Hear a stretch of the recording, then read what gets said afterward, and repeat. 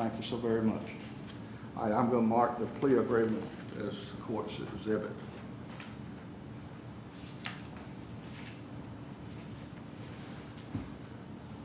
Another constitutional right you have, Mr. Roof, is a presumption of innocence. You're presumed innocent until you walk into the courtroom and the state has proven you guilty beyond a reasonable doubt and all 12 jurors have found you guilty. You understand? Yes. In waiving your jury trial, you're giving up that right of a presumption of innocence. Do you understand? Yes. Have any questions about that concept? No. Now, I think we discussed this before, but you do understand that the sentence of life without parole means what it says. You will never be eligible for parole. Do you understand? Yes, I understand. Has anybody coerced you No. enter your guilty plea? No, they haven't. Has anybody coerced you to enter into the plea negotiation agreement and or the waiver of your appeal? No. Has anybody intimidated you? No. Have you had enough time to make your decision and your guilty plea? Yes. Have you had enough time to consider whether or not you want to sign the appeal waiver? Yes. Have any promises been made to you other than the plea negotiation of life without parole and removal of the death penalty? No. All right. Now, there's also in the agreement about federal custody and the, what's the court exhibit, what number is it?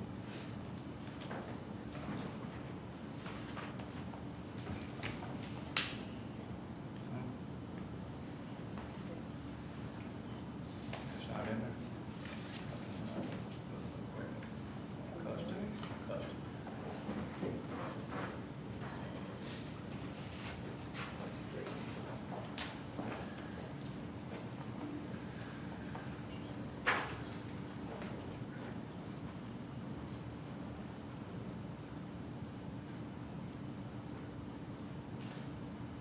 All right, in the memorandum of agreement on the transfer of primary jurisdiction, in that agreement it says that you will serve your time in federal custody, you understand?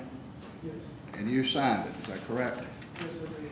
I believe your attorney, Mr. Pennington, signed it, who represents you here in state court, and your attorney, David Brooks, signed it, who represents you in the federal court, is that correct? Yes. And it's also been signed by Beth Great, the United States Attorney District of South Carolina, by Mr. Wheeler, Acting Assistant Attorney General, Civil Rights Division, and by the Solicitor Scarlett Wilson. Do you understand? Yes. Now, I understand it in everybody's opinion that you will serve your time in federal prison. What I want you to understand is no one in this courtroom can guarantee that or promise that. Do you understand? Yes. This court doesn't have that authority to order the Federal Bureau of Prisons to accept you, nor does your attorney, nor does the solicitor. Do you understand? Yes, I understand. That's strictly up to the Federal Bureau of Prisons to accept you. You understand? Yes. Now, according to everybody's opinion, that's going to happen. Do you understand? Yes. But I have no way of controlling that's what I want you to understand. Yes, I understand. Does that interfere with your ability to enter this guilty plea today? No, it doesn't. Thank you very much.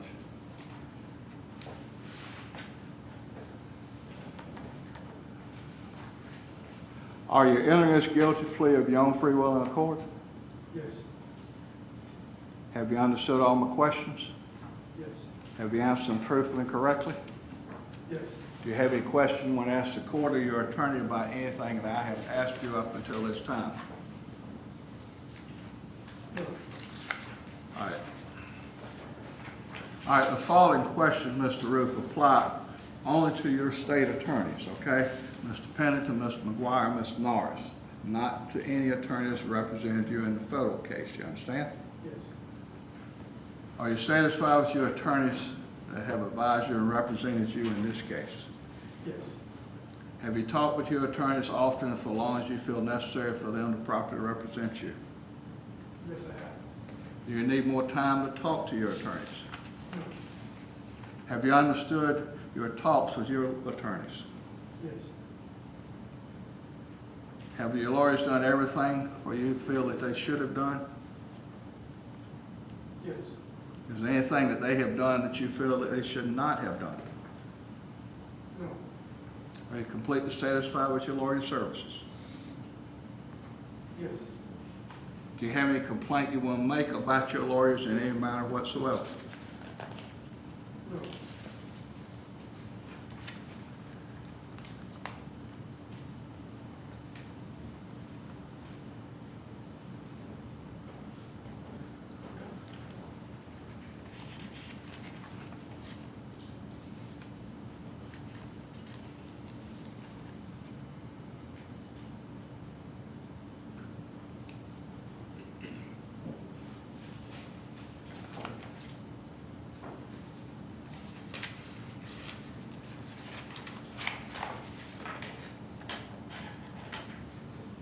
All right, do you understand on the pistol charge you can receive up to 5 years? Do you understand?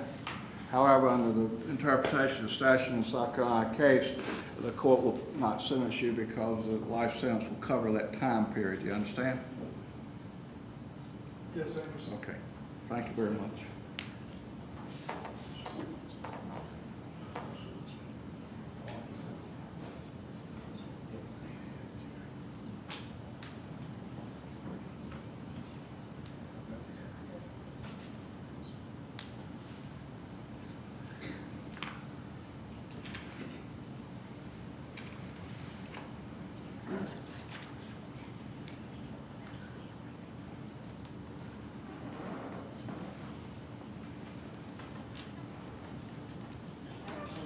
All right, Mr. Roof, are you willing to give up the constitutional rights that I previously explained to you? Yes, I am. How do you wish to plead? Guilty. And are you guilty of the 9 murder charges, the 3 attempted murder charge, and the pistol charge? Yes, I am. All right, what I'm going to do at this time, Mr. Roof, I want you to listen. I'm going to ask the solicitor to give me the facts in the cases, okay? And after she gives me the facts, I'm going to ask you if you agree with those facts. If you disagree, I want to know specifically what you disagree with. Can you do that? Yes. Solicitor. Thank you, Your Honor. Your Honor, as you might imagine, there has been a lengthy investigation and there are mounds of evidence against this defendant. I'm going to give you a brief summary of the facts that we would have presented had we gone to trial. And most of them I understand you're familiar with, but we need to make our record for the court. As you know, this occurred on Wednesday, June 17th of 2015. The victims that were listed in the indictment, DePayne Doctor, Clemente Pinckney, Daniel Simmons, Cynthia Hurd, Susie Jackson, Ethel Lance, Sharonda Singleton, Myra Thompson, Tawanza Sanders, and also Felicia Sanders, Tawanza's mom, and her grandchild, and Miss Polly Shepard, all were of Emmanuel Church, and they had gathered for a meeting and Bible study at Emmanuel Church here in Charleston County. These 12 students and teachers of the Bible weren't alarmed when the defendant arrived and entered and wanted to join their Bible study. And in fact, as I'm sure you've heard, they welcomed him. He sat down with them, he joined them, and they listened and they studied the gospel alongside him. Meanwhile, Reverend Senator Pinckney's wife and daughter were in an adjoining study or pastor's office just outside of where the Bible study was taking place. After close to 45 minutes of study and of fellowship, and around the time of the closing prayer, the defendant took his .45 caliber pistol and opened fire. Reverend Pinckney was the first to be murdered. Reverend Simmons was next, and the others after that. As the women sought cover and held together, the defendant walked the floor and systematically fired at each of them, striking the 9 victims multiple times.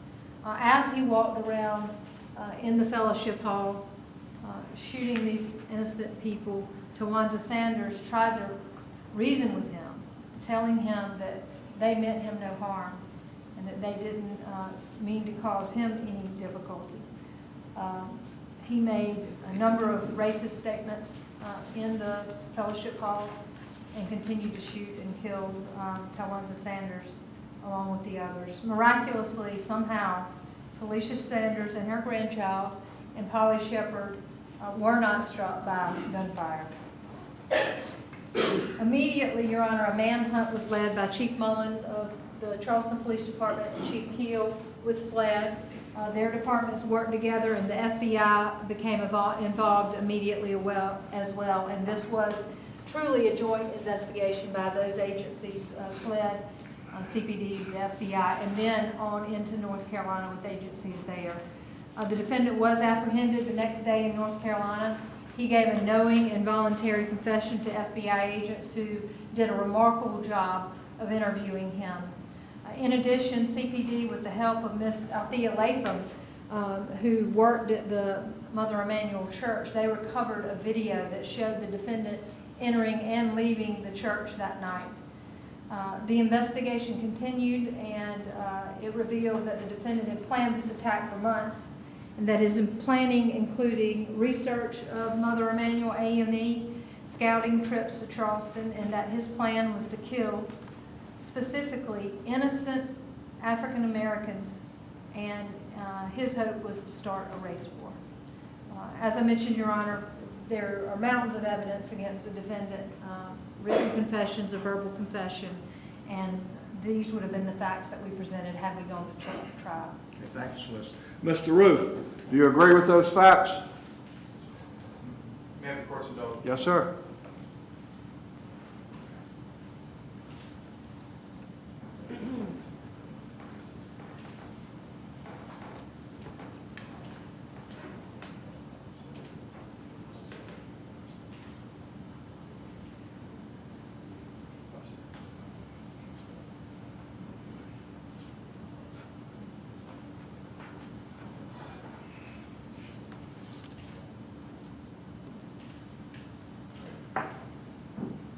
We're ready now, Your Honor. Mr. Roof, do you agree with those facts? Yes. All right.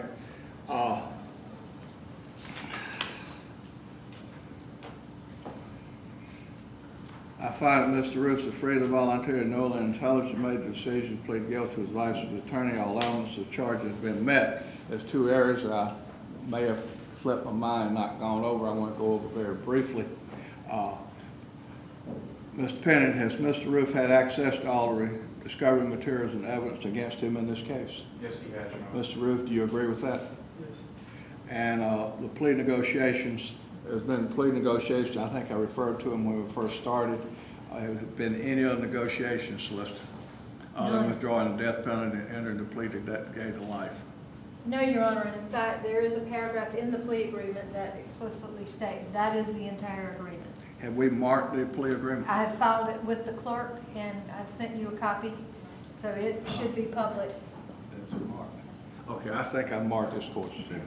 All right, look, Mr. Pennant, any other plea negotiations that you haven't just told the court or the court's aware of? No, sir, the court's covered everything that we've discussed. Okay, thank you so very much. All right, Solicitor, Yes, sir. I'd be glad to hear you from any victims that would like to speak. I'd be glad to hear anything that they would like to tell me. Yes, May sir. I have the court's indulgence? Just a Yes, moment? sir.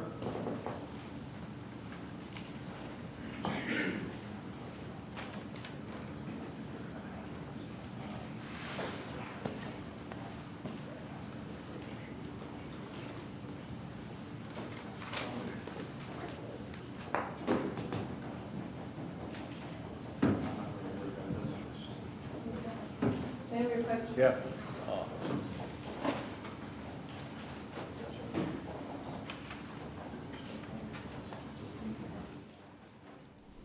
Hi guys, just checking in with you here. It's Molly at Fox 5 Live in Washington, D.C. You're looking at live coverage of the Dylann Roof South Carolina state murder trial. Now, Roof was already convicted and prosecuted in January and sentenced to death. So sometime after this proceeding, he will likely be transferred to federal prison, and a lot of the death row inmates are transferred to Indiana. So it'll be interesting to see what happens, but we did just see moments ago Roof pleaded guilty here in court.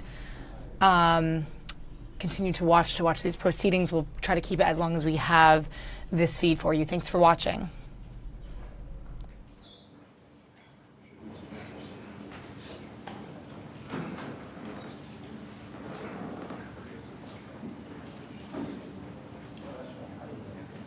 All right, thank you so very much. Mr. Pennington, I thought I had said that all elements of all the charges have been met. And if I didn't make that clear, I hope it's clear now. Yes, sir, it is, and I did not enumerate the elements of murder and the pistol and the attempted murder, but all those elements have been met based upon what the solicitor had told the court and what Mr. Roof confirmed occurred. and we did go over those elements before the hearing today, so that Mr. Roof is familiar with the formal elements of each of those offenses under South Carolina law. Okay, all right. So I'll be glad to hear from any of the victims or their families, anyone you would like for me to hear. Okay, thank you, Your Honor. As you know, there has been a lengthy federal trial across the street, and the victims' families and the surviving victims were present throughout. They have been present and supportive of our prosecution as well. They understand, Your Honor, that this is a negotiated plea, that this sentence is carved in stone, for lack of a better expression, and that since you've accepted the plea, that there is no leeway in the sentence. However, some of the victims' families still wanted to address this court, and they are here to do so. And we will first start, Your Honor, although not technically a victim in the classic sense, Pastor Eric Manning, who is the current pastor of Mother Emanuel, wanted to address the court, and we would ask that he come forward.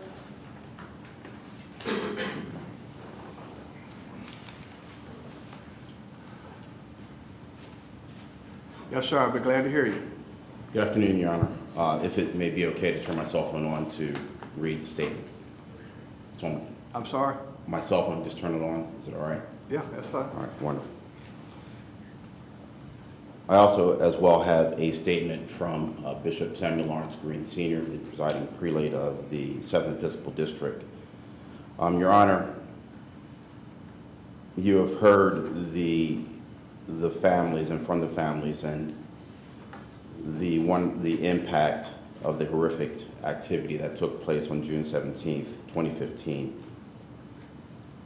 And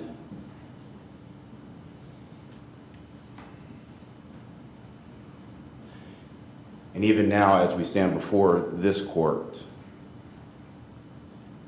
with the sheer number of members from Mother Emanuel,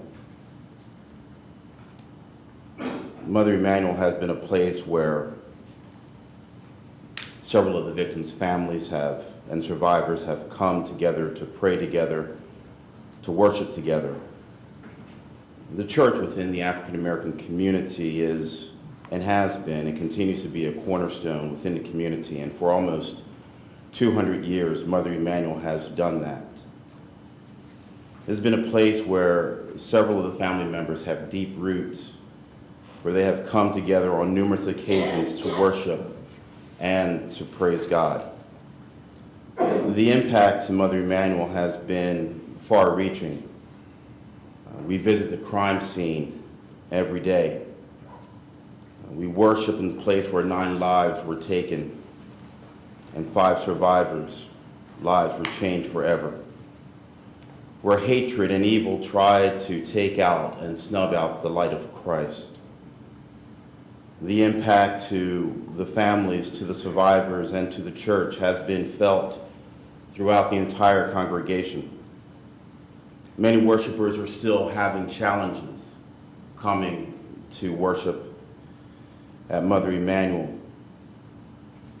Several times we've had to sit with the family members, with congregation members, to comfort them, to console them, to encourage them, to demonstrate the love that God commands us, and the faith and the strength that was shown through the survivors and through the family members. The resilience that they have continued to display from June 17th on to this day has continued to inspire so many. And we would indulge and encourage this court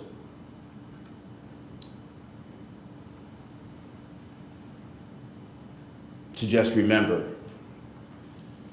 that the church, as well as the families and the survivors, have paid a dear and deep price.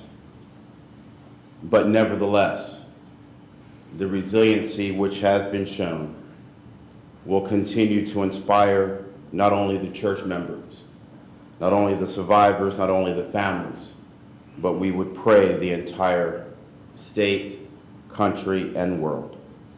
For surely love is always stronger than hate, and hate will never win. We, as Mother Emanuel, will stand together, trusting and believing and knowing that the God that we serve has brought us through this valley and through this season and will continue to do such. The remarks from Bishop Green says the main actions of Dylann Roof on June 17, 2015 has caused irreparable damage to the families of the victims and the survivors and their families of Mother Emanuel AME Church, and also the 7th Episcopal District and the Connectional Church family. His intentional racist actions has impacted who we are as a church family and how we do church going forward. He took a promising pastor, upcoming clergy, retired minister, devoted, dedicated, and committed church members to the African Methodist Episcopal Church. Whereas his actions were and are horrific and was intended to make and push his racist plan of hate, division, ugliness of humanity. The families, the survivors' responses of love, perseverance, unity, and strength became the platform that spoke louder than the voice of bigotry of Dylann Roof. Bishop Green praises God that these families and survivors who had to relive the horrible June night over the video and the photos from the federal trial have continued to show their resilience and their perseverance. To this court and to the world listening, the real story is that these families and all who were affected directly or indirectly in this, Mr. Roof, your senseless actions did not work. Racism did not prevail. Hatred did not reign. Not when this world possesses people like these families in this courtroom and the Mother Emanuel AME Church family across the length and breadth of this world living out our lives, always remembering and reminding that love is always stronger than hate. Thank you, Your Honor. Brother Manning, thank you so very much.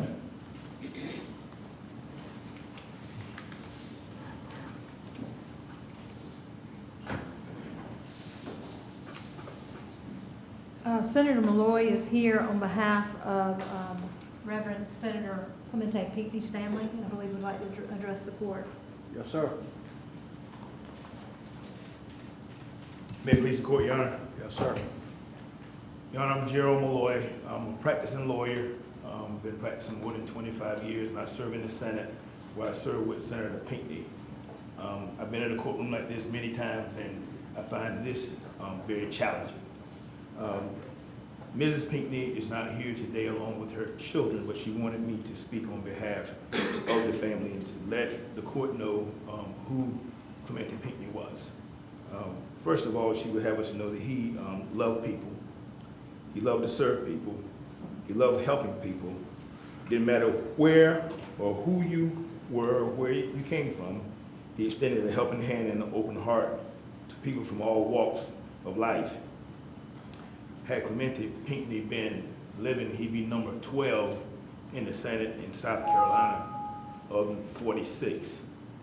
By all accounts, he started preaching when he was about 11 years of age and had his trial sermon at about age 13. He pastored a church at age 18, had been a presiding elder, and had been the pastor at Mother Emanuel for the last 5 years prior to his young death at age 41.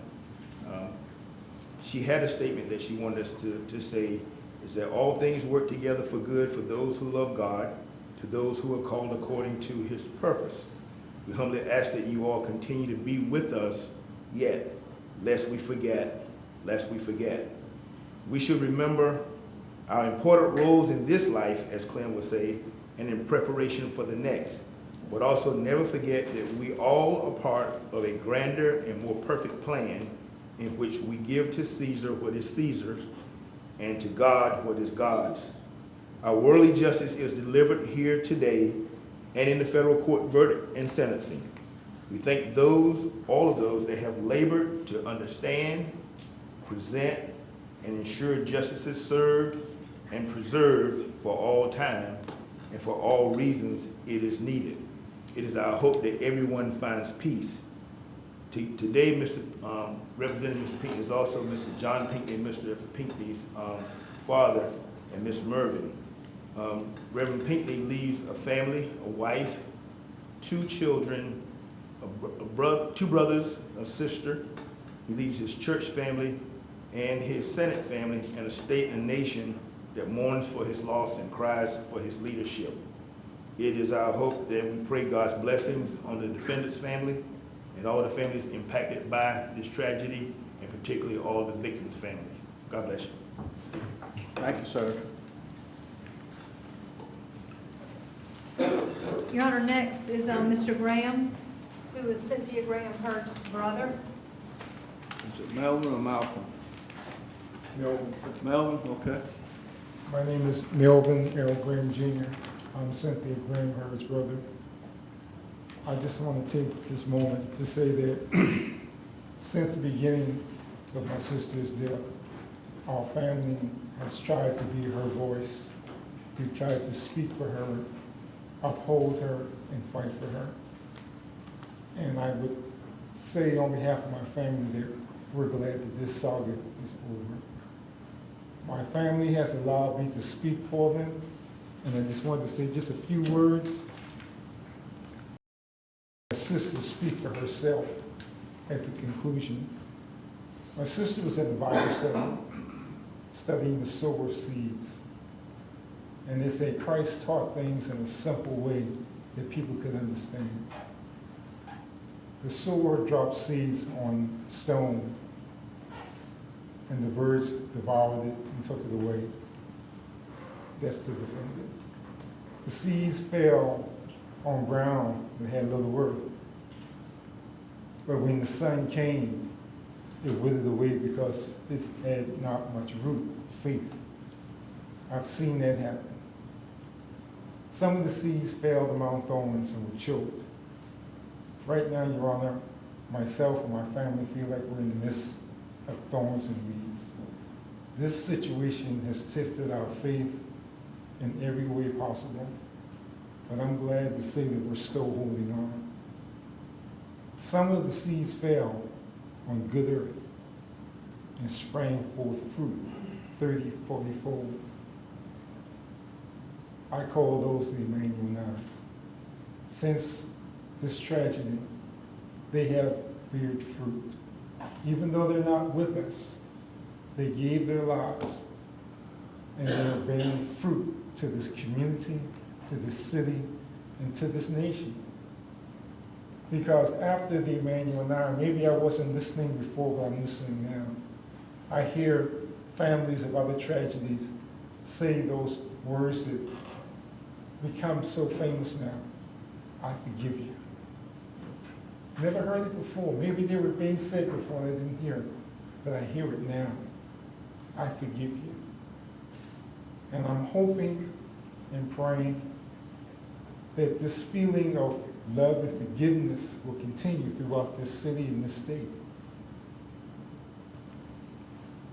I'm not going to stand before you long. I'm going to let Cynthia speak for herself because she left behind her own words. It's dated March 19, 2013. It's an email she sent to my sister, April Jackie Jones. My sister was having a rough time dealing with the passing of our parents. My father died in '83, my mom died in '86. This text was written in 2013, still trying to deal with the loss. And then Cynthia emailed her back saying, "Oh, my sister, it's just the sting that goes away, not the memories. That's why Easter is so special and my favorite holiday. It reminds me that death is not forever, and we will have a chance to be reunited again one day. But I miss her too. You are not alone. Talk to you later. Cynthia." Thank you. Thank you so very much, Mr. Graham.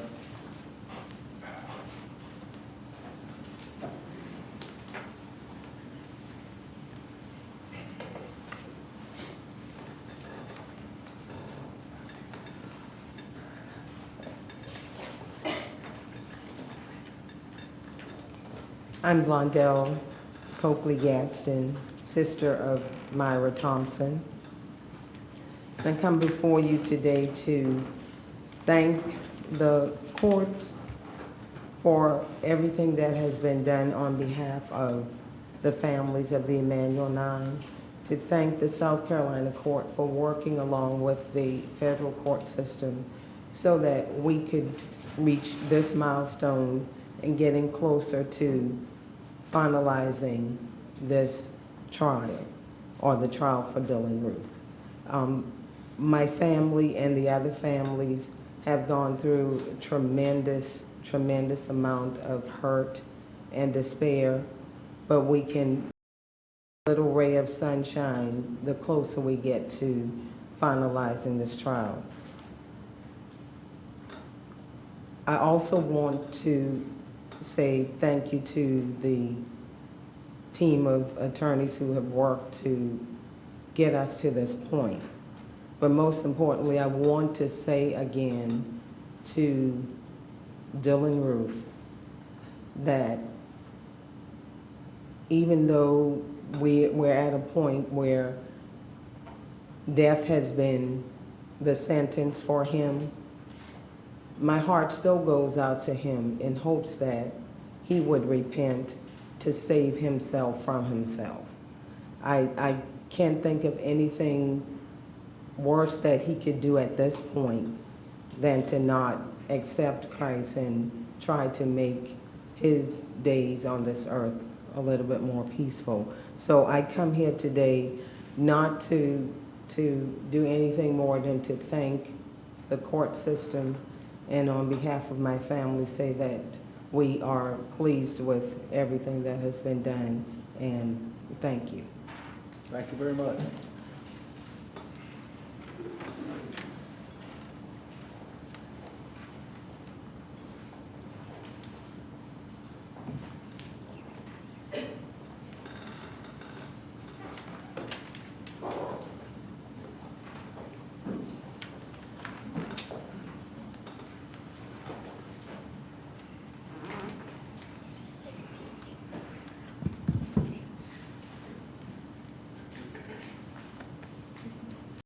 My name is Eva Jackson Dillgard, the sister of Susie Jackson. I come here thanking, looking after Ruth, take the love of our life, got others mixed up, and he has life without parole. When he gets life without parole, the state is still going to take care of him. I think with somebody doing something like that, he should get death. He has so many people, every time we see him on TV, it upsets you.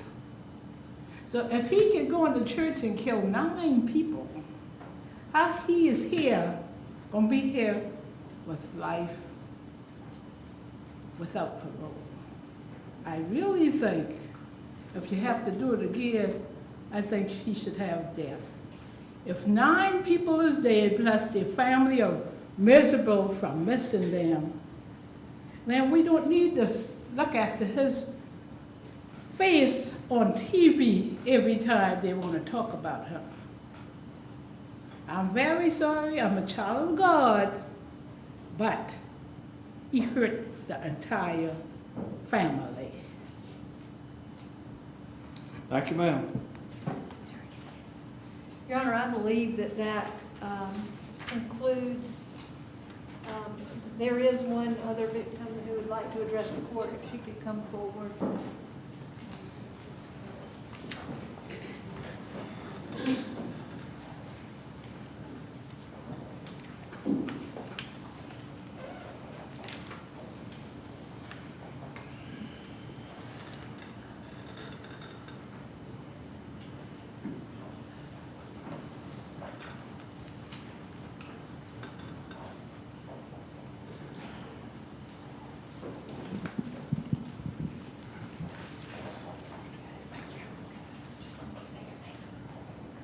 Your Honor, my name is Nadine Lance Collier. I'm sorry, what was your last name? Collier. Okay, yes, ma'am. I'm the daughter of Ethel Lance Washington. Yes, ma'am. Today I wanted to address the court. I wanted to say to Dylann Roof, I'm the one that forgive you in the bond hearing, and I still do today. And also that you came here to start a battle, but I win the war. I wore white today to let everybody know the chapter in my life right now today is closed. I will not open that book again. And I just want to say, have mercy on your soul. I'm done. Thank you, ma'am. Is there anyone else? Your Honor, I believe that's all we have. As you have seen, since June the 15th of 2017, a remarkable showing of faith and forgiveness by these families. And I think what we've all learned is that forgiveness doesn't always mean that there aren't consequences for actions. These families have been very supportive of us when we were seeking the death penalty, of the federal prosecutors who were also here in their death penalty trial. And they decided to let the court system do its job and to let us as prosecutors do our jobs.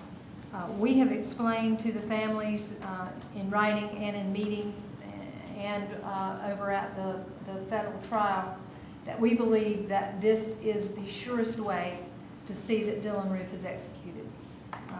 They understand that, they have supported us, and I could not be more grateful to these families for their support. It has been an honor to serve them, and we hope that today truly will close a chapter for these victims. They've been through a lot, but hopefully now the court system can wind on without them having to be present, without them having to endure another trial, and so that we can see that the defendant is executed in due time. Thank you. Okay. Ms. Pennington, be glad to hear anything you would like to tell me, Mr. Roof, anybody you would like to speak on his behalf.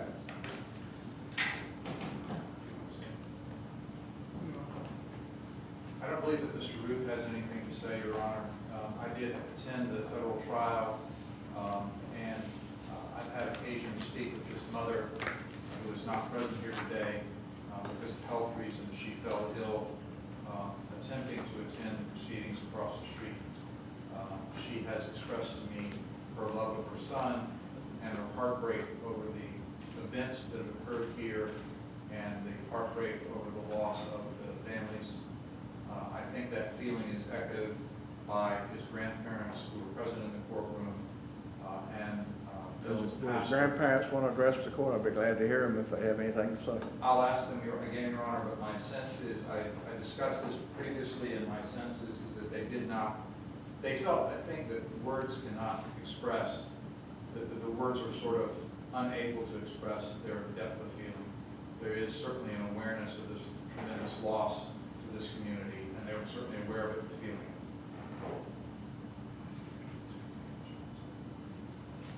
Court's indulgence, Your Honor. Yes, sir.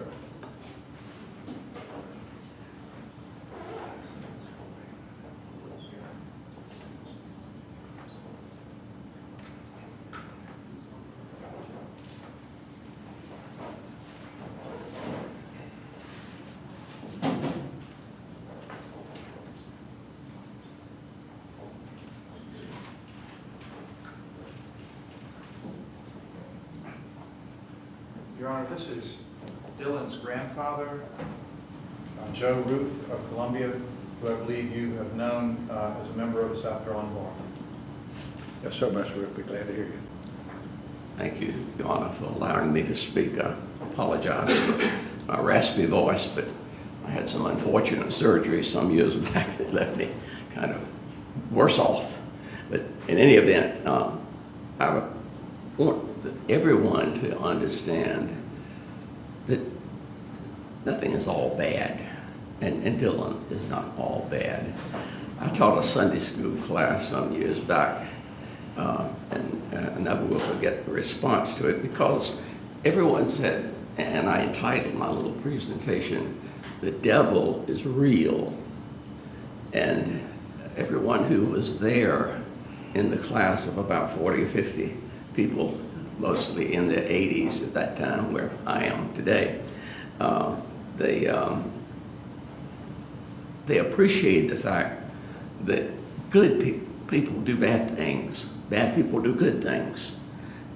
They had lived long lives, and we have been distressed and just sick over what has happened to these families who have been represented here today.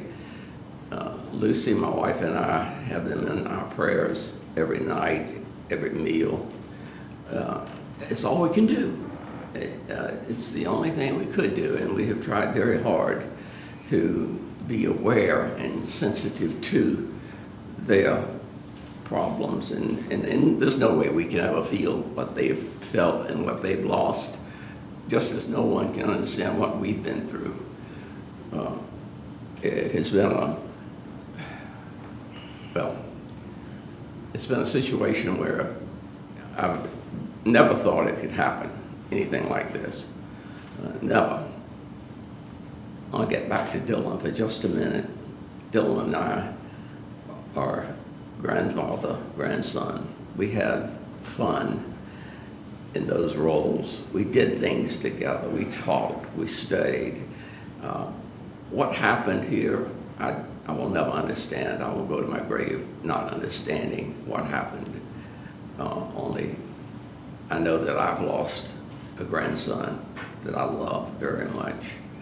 And likely today is the last time I will ever see him. And I haven't touched him since this horrible event.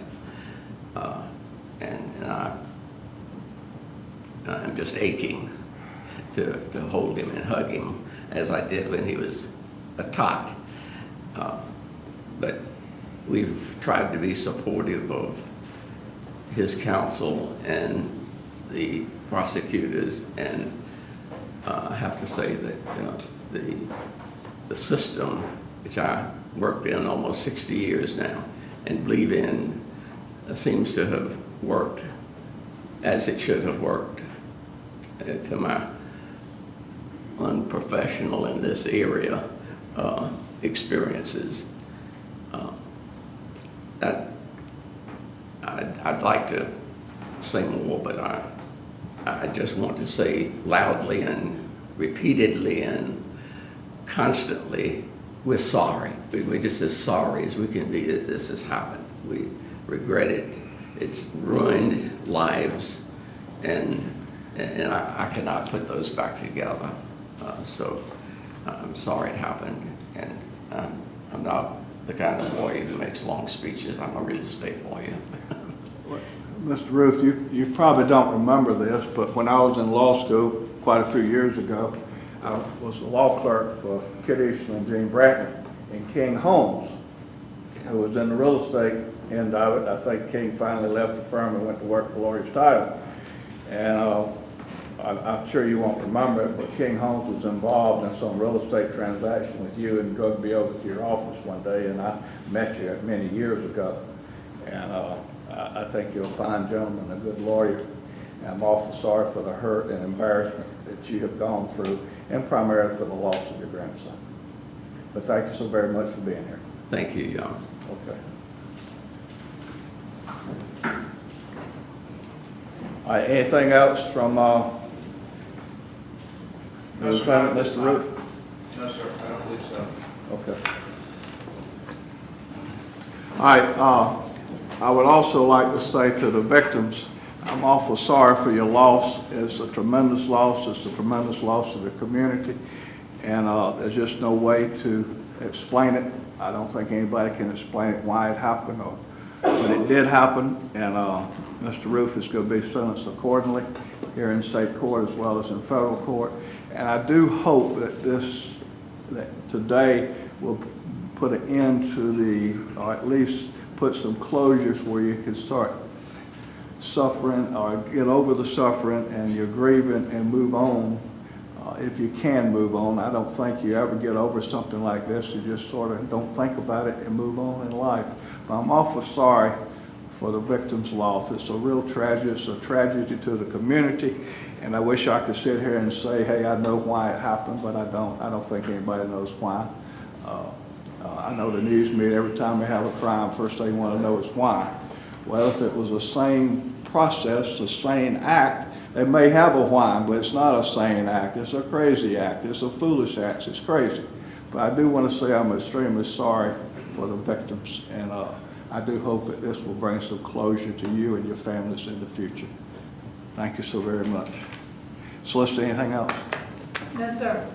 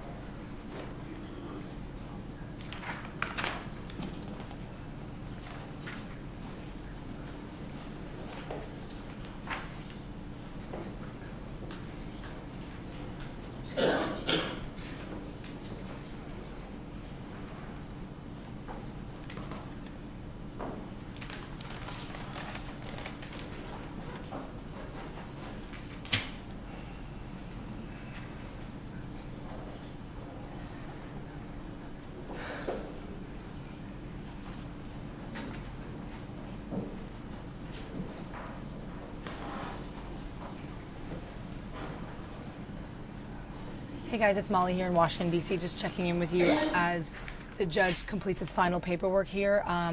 You're watching this live coverage of the Dylann Roof state trial.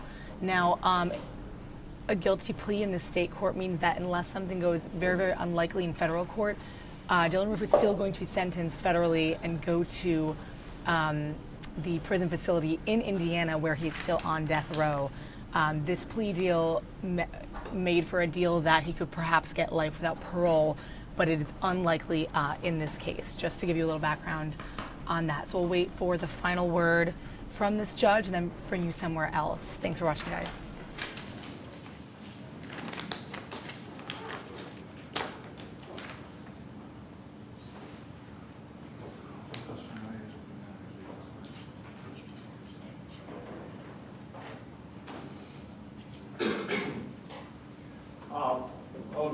When I was addressing the victims earlier and talking about Dylann Roof is a crazy, insane act, I'm talking about the layperson insane. I'm not referring to any insanity defense, legal defense, which is different from the layperson's opinion. I think it's just a crazy, unexplainable act, and that's what the court was referring to, but I do sympathize with your loss.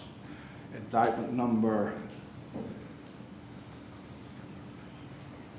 04115, Sun State Department Correction period of life, that's consecutive. Indictment number 04116, Sun State Department Correction period of life, that's consecutive. Indictment number 0411, Sun State Department period of life, that's consecutive. Indictment number 04118, San State Department Pressure period of life, that's consecutive. Indictment number 04119, San State Department Pressure period of life, that's consecutive. Indictment number 4120, San State Department for life, that's consecutive. Indictment number 04121, that's Sun State Department Correction of Life, that's consecutive. Indictment number 04122, Sun State Department Correction for Life, that's consecutive. Indictment number 04123, Sun State Department Correction for Life, that's consecutive. Indictment number 0186, that's the attempted murder, Sun State Department Pressure 30 years, that's consecutive. Indictment number 04187, that's attempted murder, Sun State Department Pressure for 30 years, that's consecutive.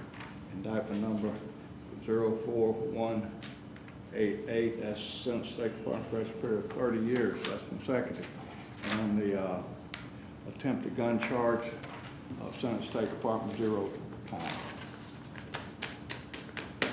Anything else from the state or defendant? No, Your Honor. Court is adjourned for, thank you very much.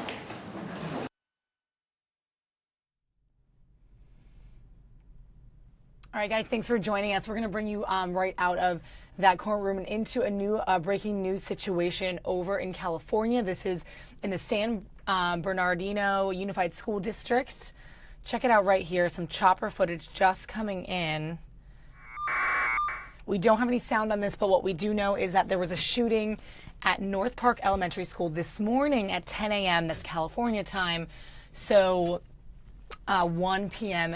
Eastern Standard Time. One shooter is apparently down with an unknown condition. There are 3 injured victims, also with unknown conditions. One is believed to be a teacher, and there is a helicopter medevac on the scene treating victims. So you're looking at live shots of what I believe is above this elementary school. Apparently there are 3 schools in the area also locked down as a result, and they do not have more information at this time, no motive right now, but they're leaning towards possibly a domestic dispute. So you can see lots of fire trucks here and school buses and people surrounding this area. Lots of busyness. We'll bring you more information as we have it.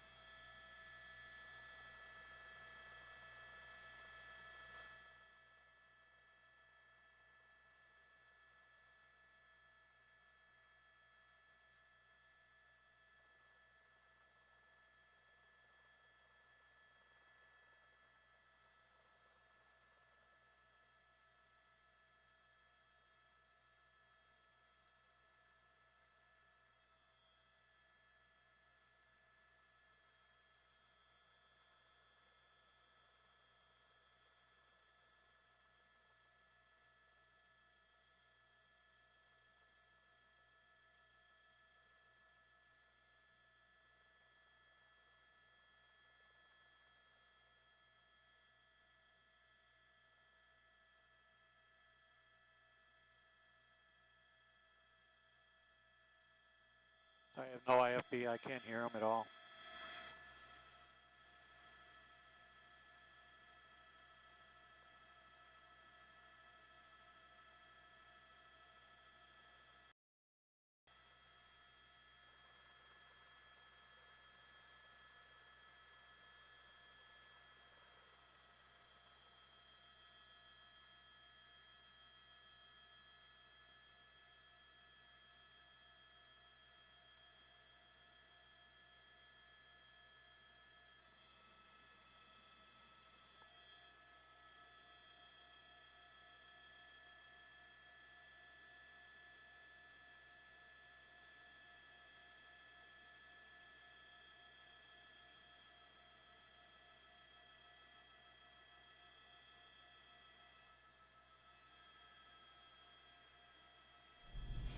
All right, guys, I want to jump in here. It's Molly here in Washington, D.C. This is live aerial footage in California at this elementary school. I want to bring you now quickly to a tweet from the police department over there.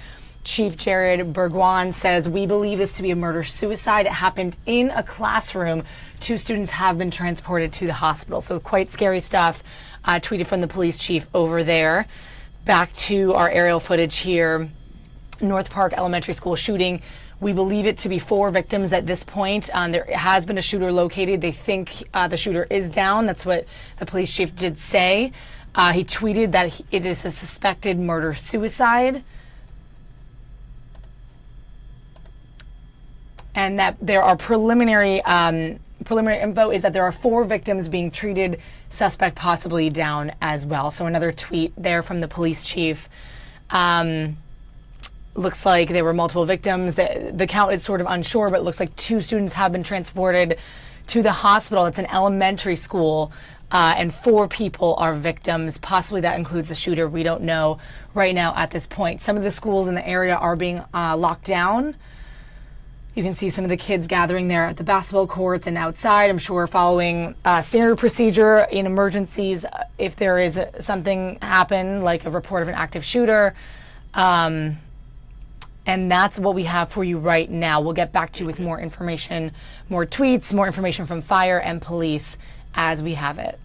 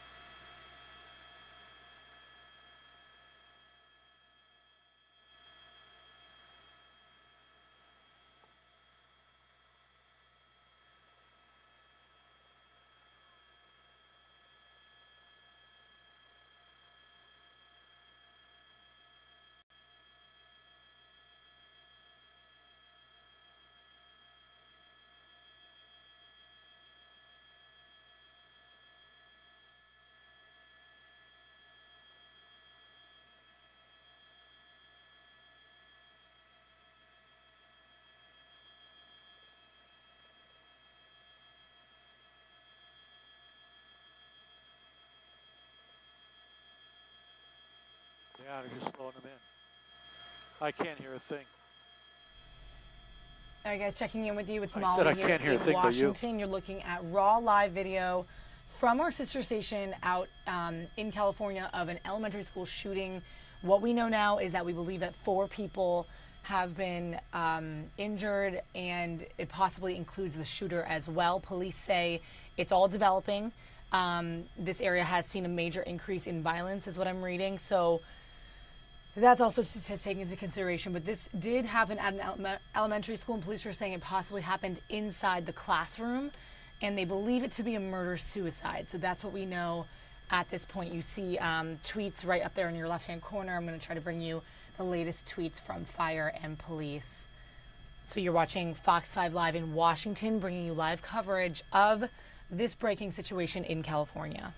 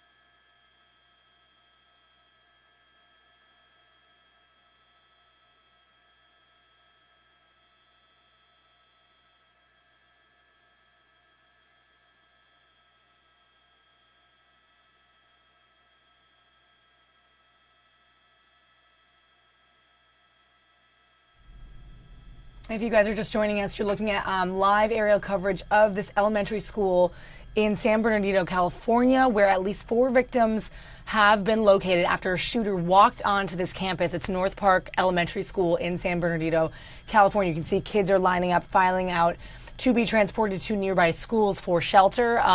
Police chief there in San Bernardino tweeted out that it's suspected to be a murder-suicide. And at first, things were not confirmed. So the rough number we have right now is that 4 victims have been reported. Now, the high school is located down the street from this, so a little bit separate. This is just the elementary school, but kids are being taken to the high school in that local area for safety. Now, we're also reading that a few other elementary schools in the area are on lockdown due to this event. So that's what we have for you right now, coming at you live with these aerials in San Bernardino, California. Multiple gunshot wound victims, 4 victims reported right now, possibly a murder-suicide. Pretty scary stuff coming at you from California. We'll bring you more as we have it, and hopefully a press conference with police there to give some more information.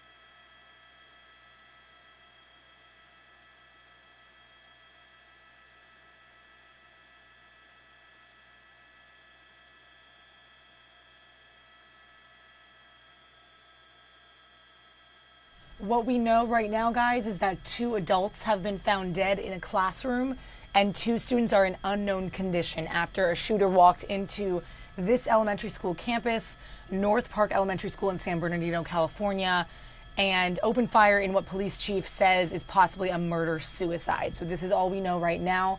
You can see this live footage of the kids. This is so sad, being safely transported out to the basketball courts and put onto buses to nearby schools. I believe they're being housed in the local high school. We know that 2 students were flown by medevac helicopter to a local trauma center. Those were the 2 students that were injured. And 2 adults were found dead inside that classroom.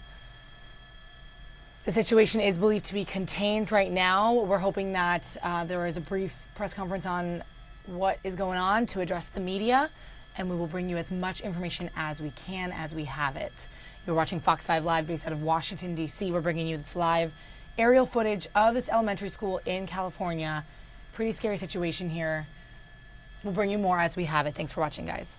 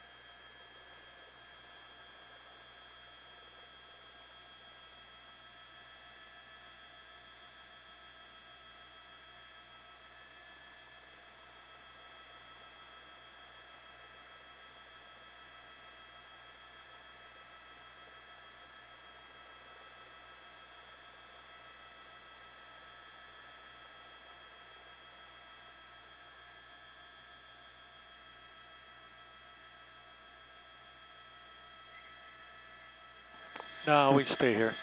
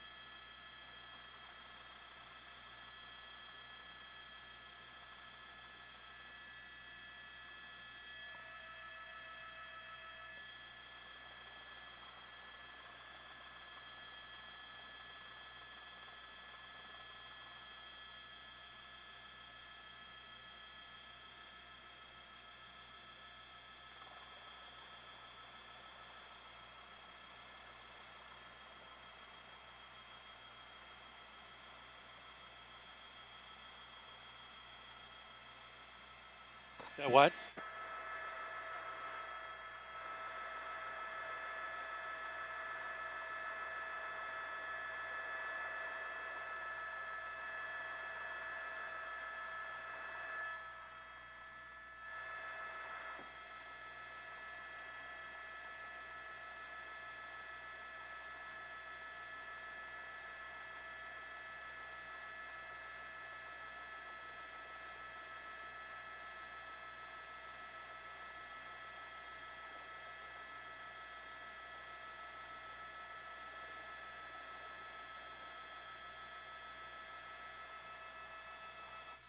they going to Cajon High School?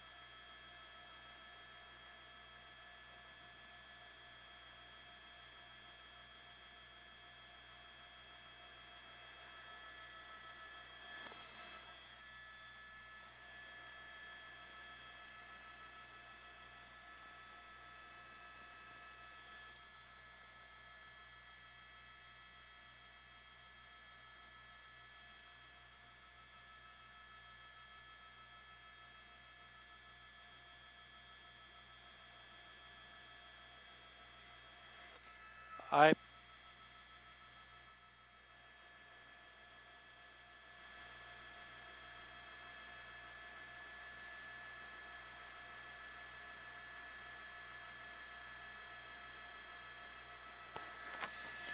Skyfox, the base. What's going on at Cajon High School? The other 3 choppers are going over there.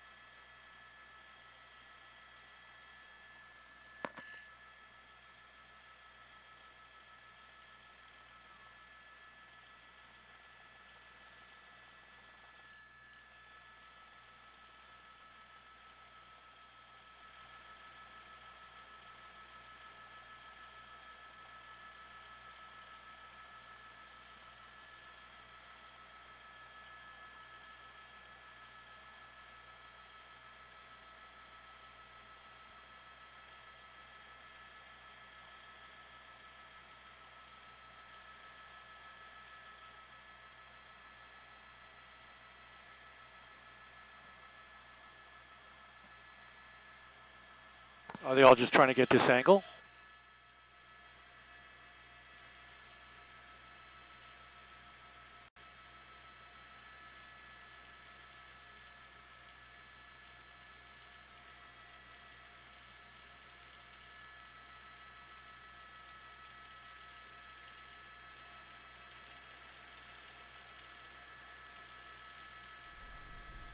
All right, if you guys are just joining us, it's Molly here in Washington, D.C. This is the aerial footage from Skyfox over in San Bernardino, California, of this elementary school shooting. What we do know that there are 4 victims.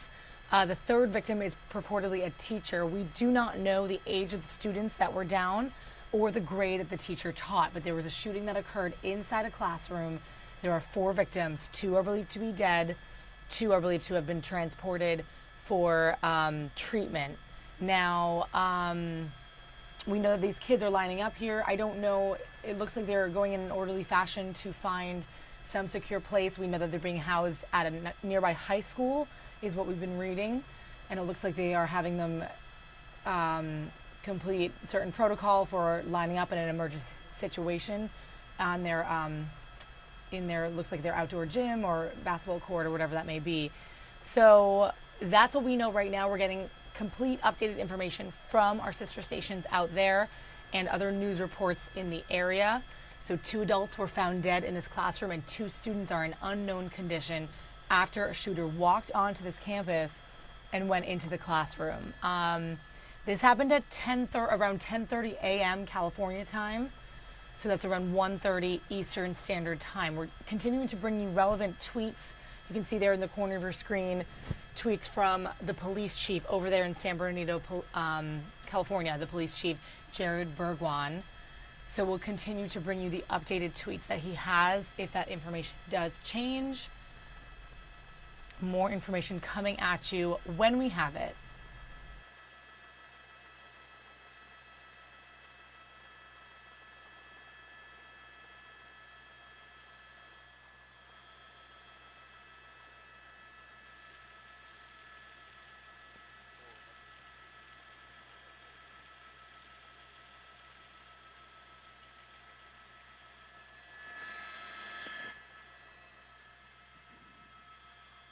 Can we go back the other way so I can shoot him going into the bus?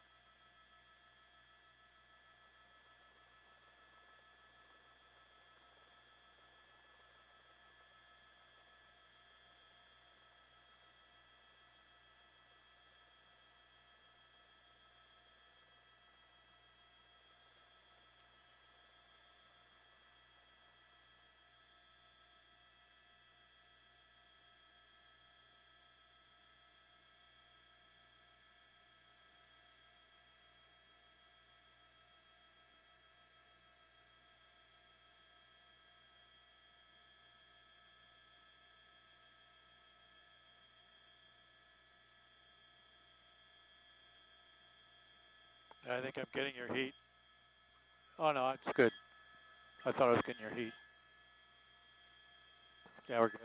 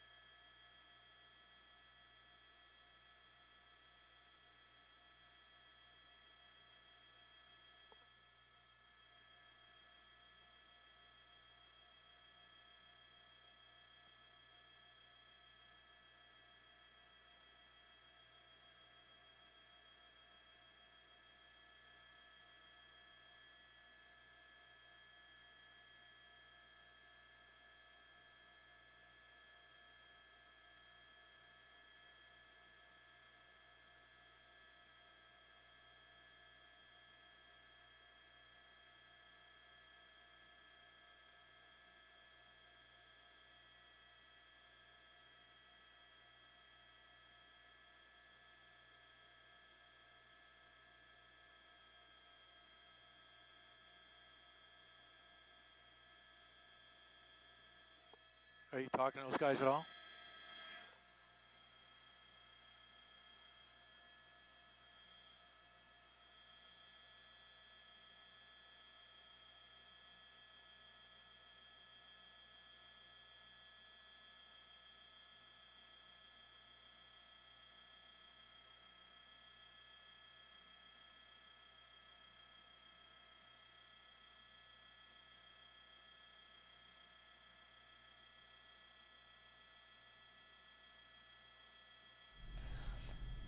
All right, guys, we're going to move over now to a ground shot of this elementary school, another source for us. This is our Fox station in LA, I believe, that is up there. This is the ground shot. Take a look.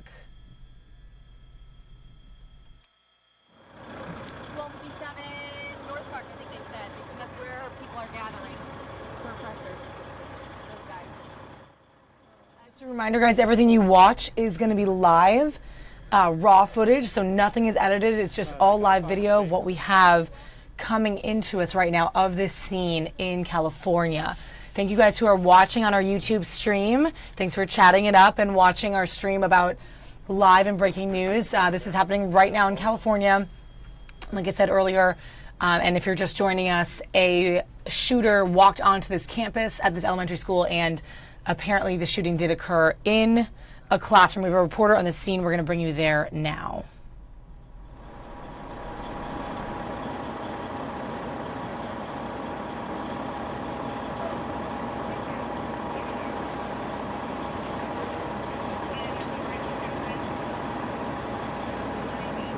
We're not hot yet. So they need to go to El Cajon High School. Check in there.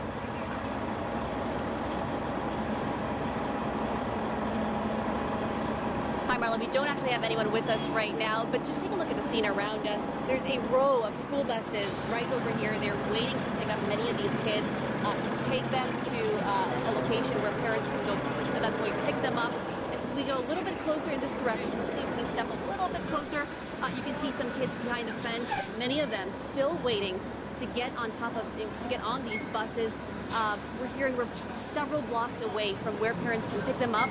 But as you can see on the left-hand side, Julie, if you can pan to the left, you can still see many parents still waiting in this area just to make eye contact with their kids and see if they can identify one of their children before they then go on to then pick them up. So that's really what we know at this point.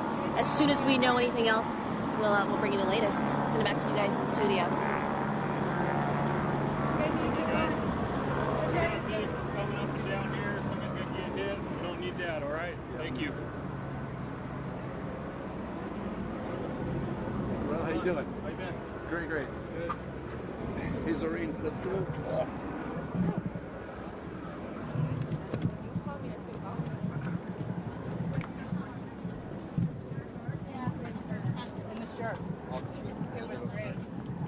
What I was trying to get you to do was to talk about the process, you know, how to get them on the bus.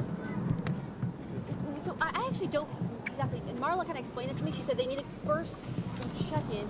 I think first to check in at a high school, right? And then they're going to go be picked up at San Bernardino, CSU, San Bernardino.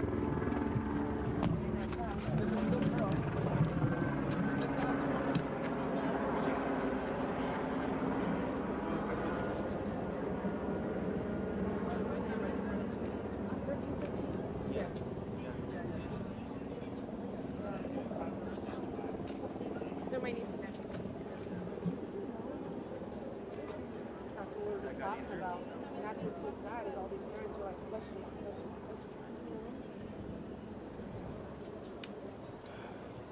Hey, Jeff in the booth. I can hear you. Uh-oh, shoot. You cut out for a second. You're back on. Jeff, can you repeat whatever you said if you did say anything? I can hear you now. Yep.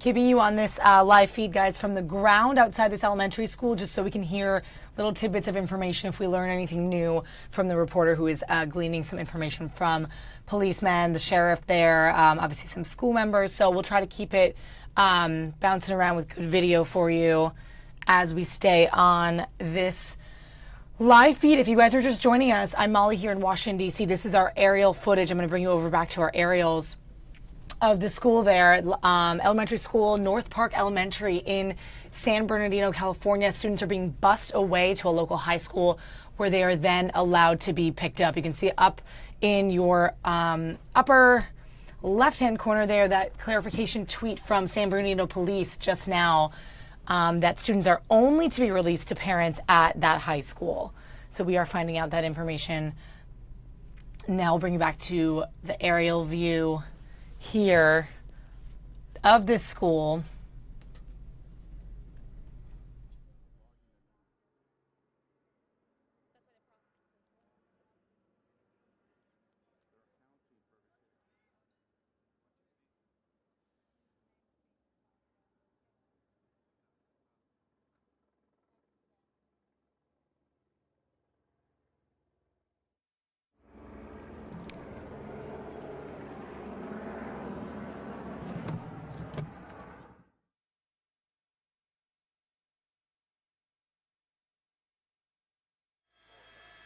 Something about a parking lot.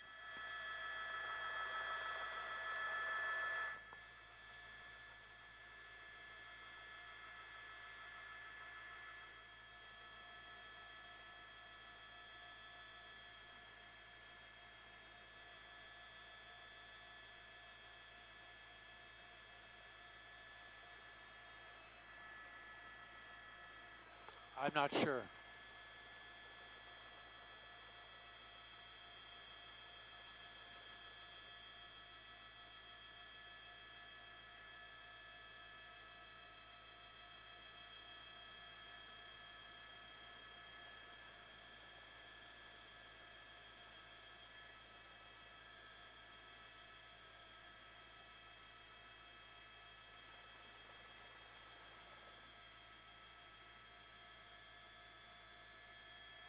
Okay.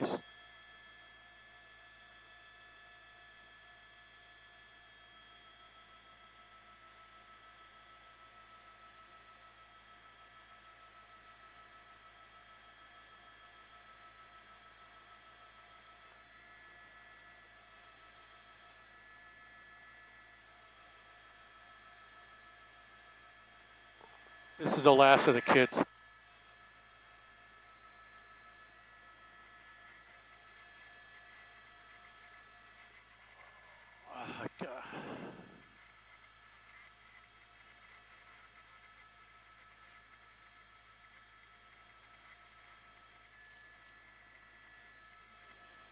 She's saying something about a parking lot. You guys can hear a little bit of the chatter of the Sky Fox chopper guy, and he said something about that being the last of the kids. So possibly those were the last couple lines of kids you can see along that blacktop area. Big school there. As he draws out, you can see that wide shot. And earlier we saw police mobilizing, or SWAT teams or something mobilizing to better secure the area. Apparently the investigation is ongoing. The police chief tweeted that students are only going to be released to parents at the neighboring high school that these children are being bused to. So we do know that. Let's go back to our camera on the ground.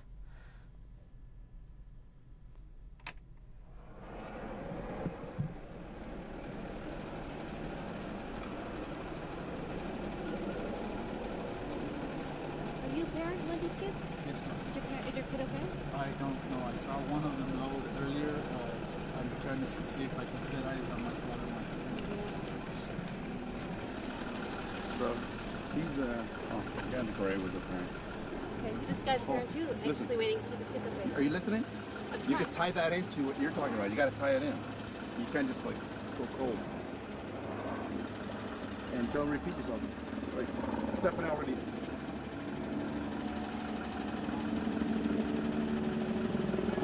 So what you could say is that we've heard all about what's going on over there. Here's the kids, one by one, loading the bus. You can see them there coming down. Blah, blah, blah. So tie it into what they're saying.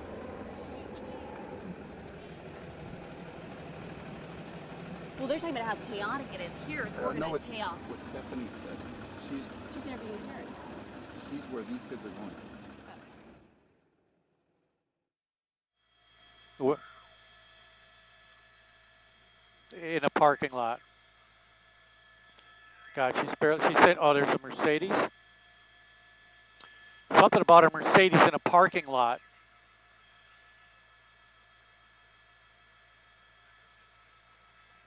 Okay. So apparently there's one in the parking lot.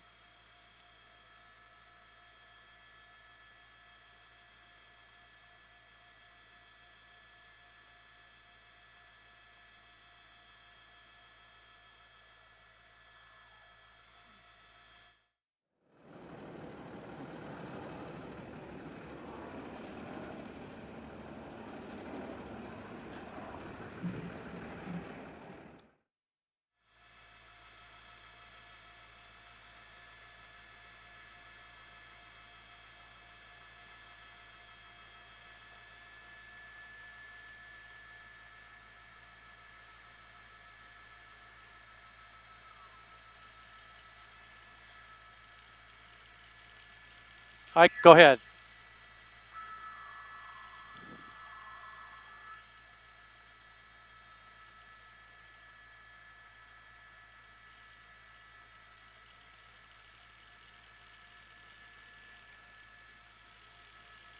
It's a BMW.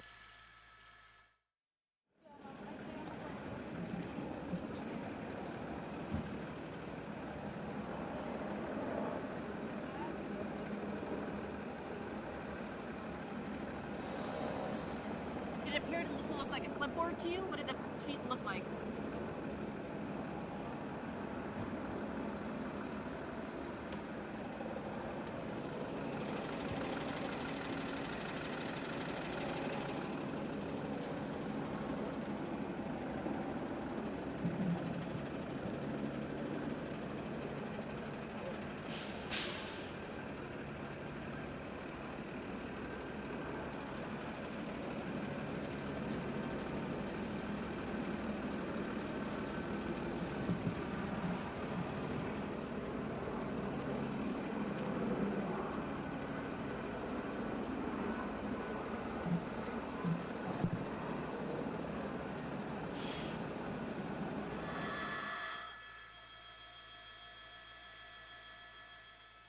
God, this is ridiculous.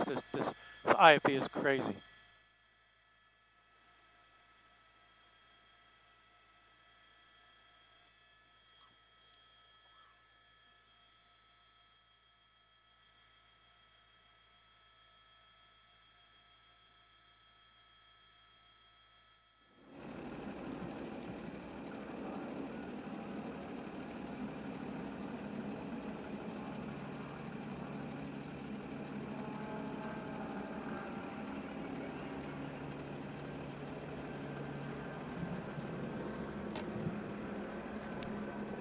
blocked my view. Okay, Is that bus full of kids? Is he loaded up yet? that's what I have to hear. You're It's the hard to first see, one it's so that I've dark. heard. Everything else is breaking up.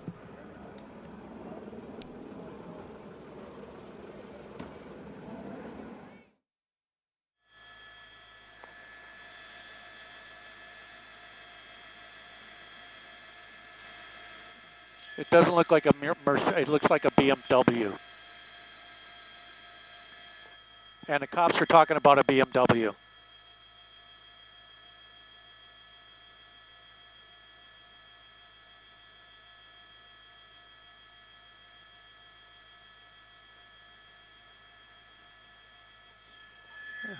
Greg, I could hear you. You're the only one I could hear. Do you want me to stay on this shot?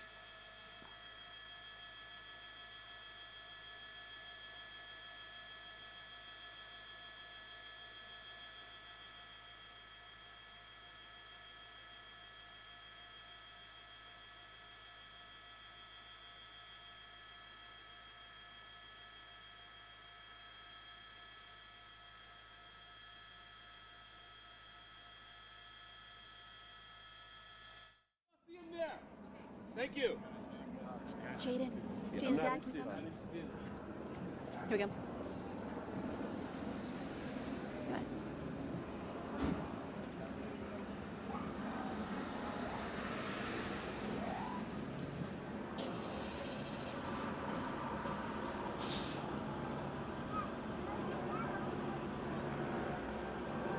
Hi, Bob. Yeah, we actually just saw one dad race in that direction because he just finally made eye contact with his kid who was on that bus right over there.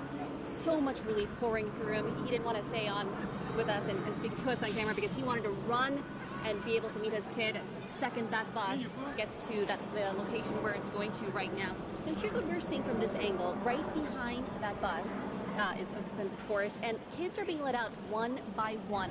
And from what it appears, there's a staff member standing with a police officer, and they're looking through like a clipboard, and they're basically checking off each kid's name just one by one, just to make sure every single kid is accounted for. And that's why this process seems to be so long and seems to be so slow, because they are, it appears to me that they are doing that right now. But as you can see, these buses are finally starting to move. We've seen fewer and fewer parents in this area. Actually, these buses are actually leaving empty. But we have some parents right over here. Doesn't want to go on camera? Your kids don't go there. Does your kid go there? No, we all move. Okay. What's your reaction, though, from seeing all of this here right now? It's sad. It's sad, you know, for the parents and for the kids, you know what I mean? Just sad, just all the way around. Were you here when the shooting happened this I morning? just live a block away from here. What did you hear or see this I morning? just heard cops and helicopters, and that's all I heard. And so we ran over here because we have cousins that go here, but they're all right, though, you know? Everyone's okay? Yes. Good to know. Thank you so much. There's some more parents or more people waiting around in this area over here. Sir, are you a parent of one of the kids at that school? No? Okay. Our neighbors. Looks like some more people over here. Does your kid go to that school? My nephew. Your nephew, how is he? He's fine. We saw him get on the bus. Have you made any contact with him at all, via phone or? No, one of the police officers walked over to him and told him that we were standing over here. How relieved are you that your Super brother's relieved. okay? There's like a big weight off your back. What's going through your head when you heard about what happened at the school this morning? I just wanted to get over here just to try to make sure. His parents are in New York right now, so we just wanted to make sure that he was fine. His uncle here also has his kids here, so we all just rushed over here just to try to support each other. Are your kids okay, sir? Yeah, my son's fine. He's a fourth grader too, so. Have you talked to him at all so far? Yeah, they said that he got on the bus. The teacher texted his mom and said that he's on the bus. He's good. And so are you still out here waiting to see if any other relatives or? No, I can't get out because the buses are blocking me now. So. Oh no! So after I can't even go home or nothing. So. Okay, interesting. Okay, so it sounds like there were a lot of parents here, but some of them are maybe your cars are trapped in because there are so many I can't buses. even walk to my house either, so I can't even walk over there. They're not letting me get through, so I just have to wait it out. It's still so much relief knowing that your kids are I okay. had to rush over from Fontana. I had to speed over here, basically, drive crazy. It's a scary situation. It definitely is. All right, Bob and Marla, we'll send it back to you guys for now in the studio.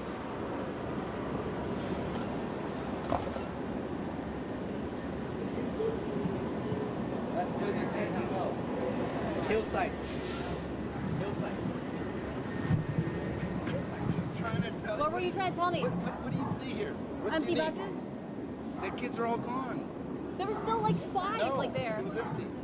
Okay. It was all the kids. So the news is all the kids are gone. They got all the kids on campus. All the kids are on their way now. Got it. The last time I was there, there was still like 70 to some kids. You want butter? Other than the bus that left with the kid waving, which I got the kid waving to the dad. That was really sweet.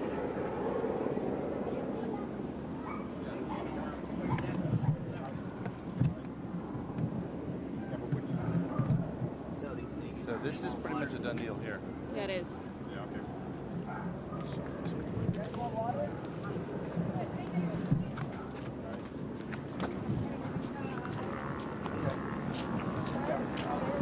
I'll start walking back to my van now. Figure out exactly where I'm I was at 4 signs.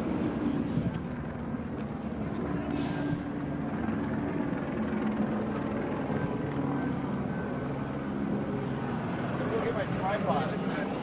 Okay. Yeah, your tripod's way down there. I know. I think we. What is this called right there? One man stands on a what?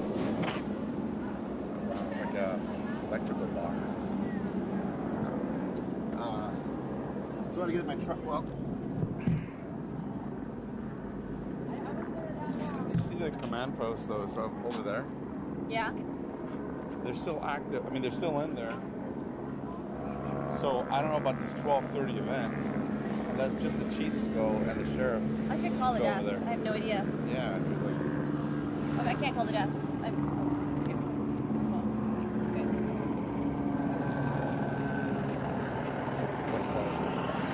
What's the desk's number? It's 310-584. 2025.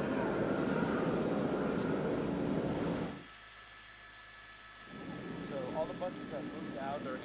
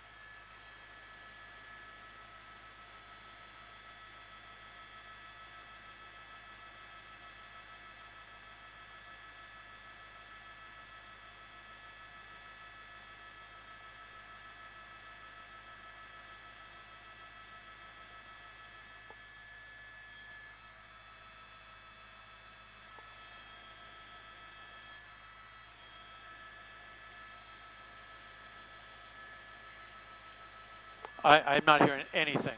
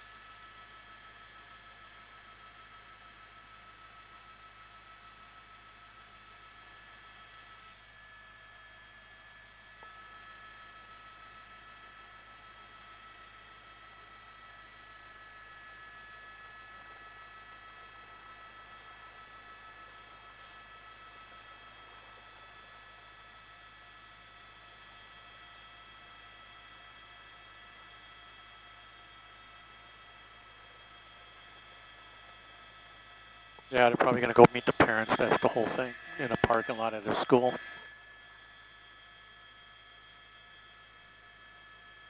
What's that? Yep. Let's see, where would they be taking them?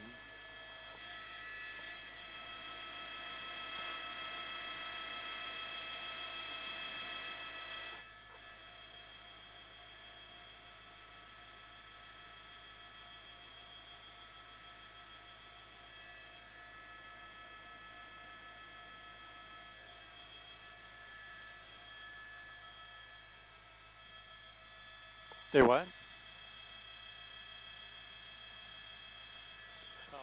Oh, okay, I'll get a license plate when we go back. No, he texted me.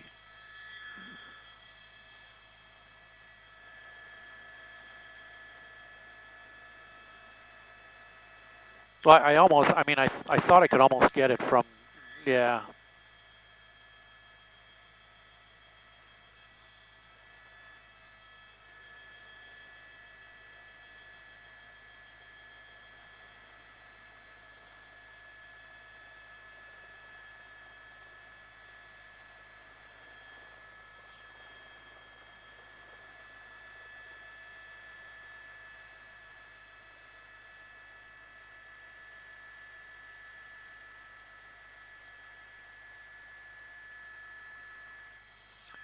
We'll have to fuel out here, right?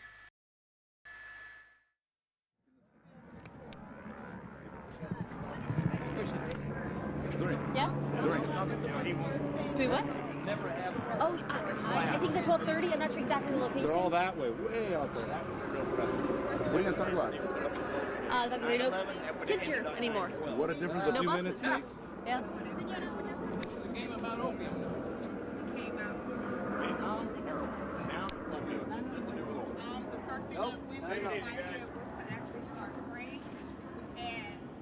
So basically, that's what they said they knew.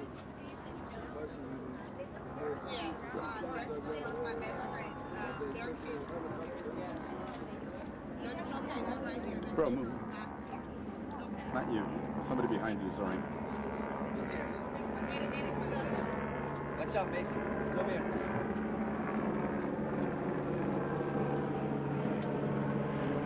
Trying to get a shot? No, we're going to go live in a second. That's all. Your kid was in there? Yeah. So.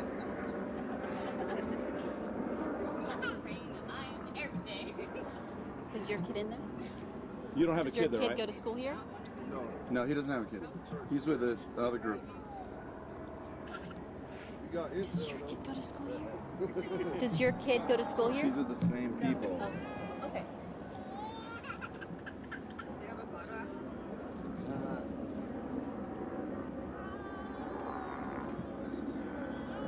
Okay, do you want me to zoom into the CP?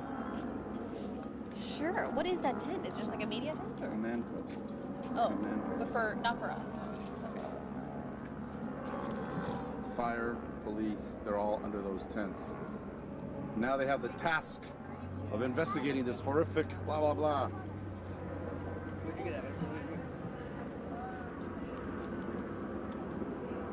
Is that middle school or elementary school? Elementary. This is the elementary school. North Park Elementary.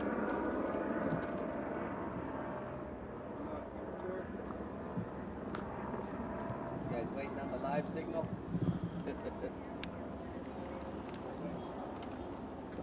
Where's that? They probably got a segment going on or something and they gotta wait. Look what they landed on me. Hi, Marla. Yeah, what a difference just a few hours makes. Zoom into the fence right behind me. You can see 2 police officers standing at that gate over there. And just a few minutes ago when you came to us, there was a line of students right in that area. They were each being checked out one by one, all of them being accounted for before they left and they got on the buses. At this point, there's few buses inside. You see 2 empty ones on the left. But as far as we know, there are no more kids at this school from our angle at this point anymore. The parents in this area, most of them, almost all of them, have relocated to areas where they can go pick up their kids. There's still a command post that's set up about 400 feet away from me. That's where fire, sheriffs, police are all still gathered. You can maybe see the top of their heads from where we are over here. Some of these people who are still here, they're blocked in. You can see some cars in this area, and they're just unable to leave at this point. But as far as we know, all the kids in this area, at least from this angle, have been accounted for. They've left the area, and there are really no more buses in this area, with the exception of just a couple. I'll send it back to you guys in the studio.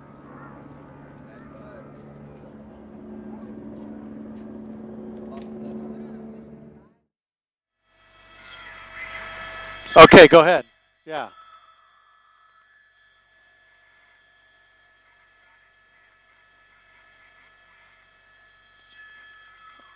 Oh, gosh.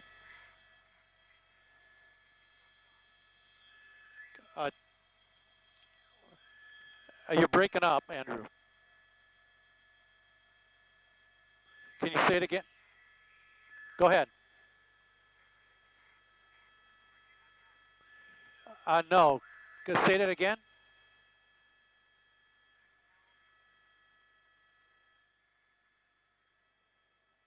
The what?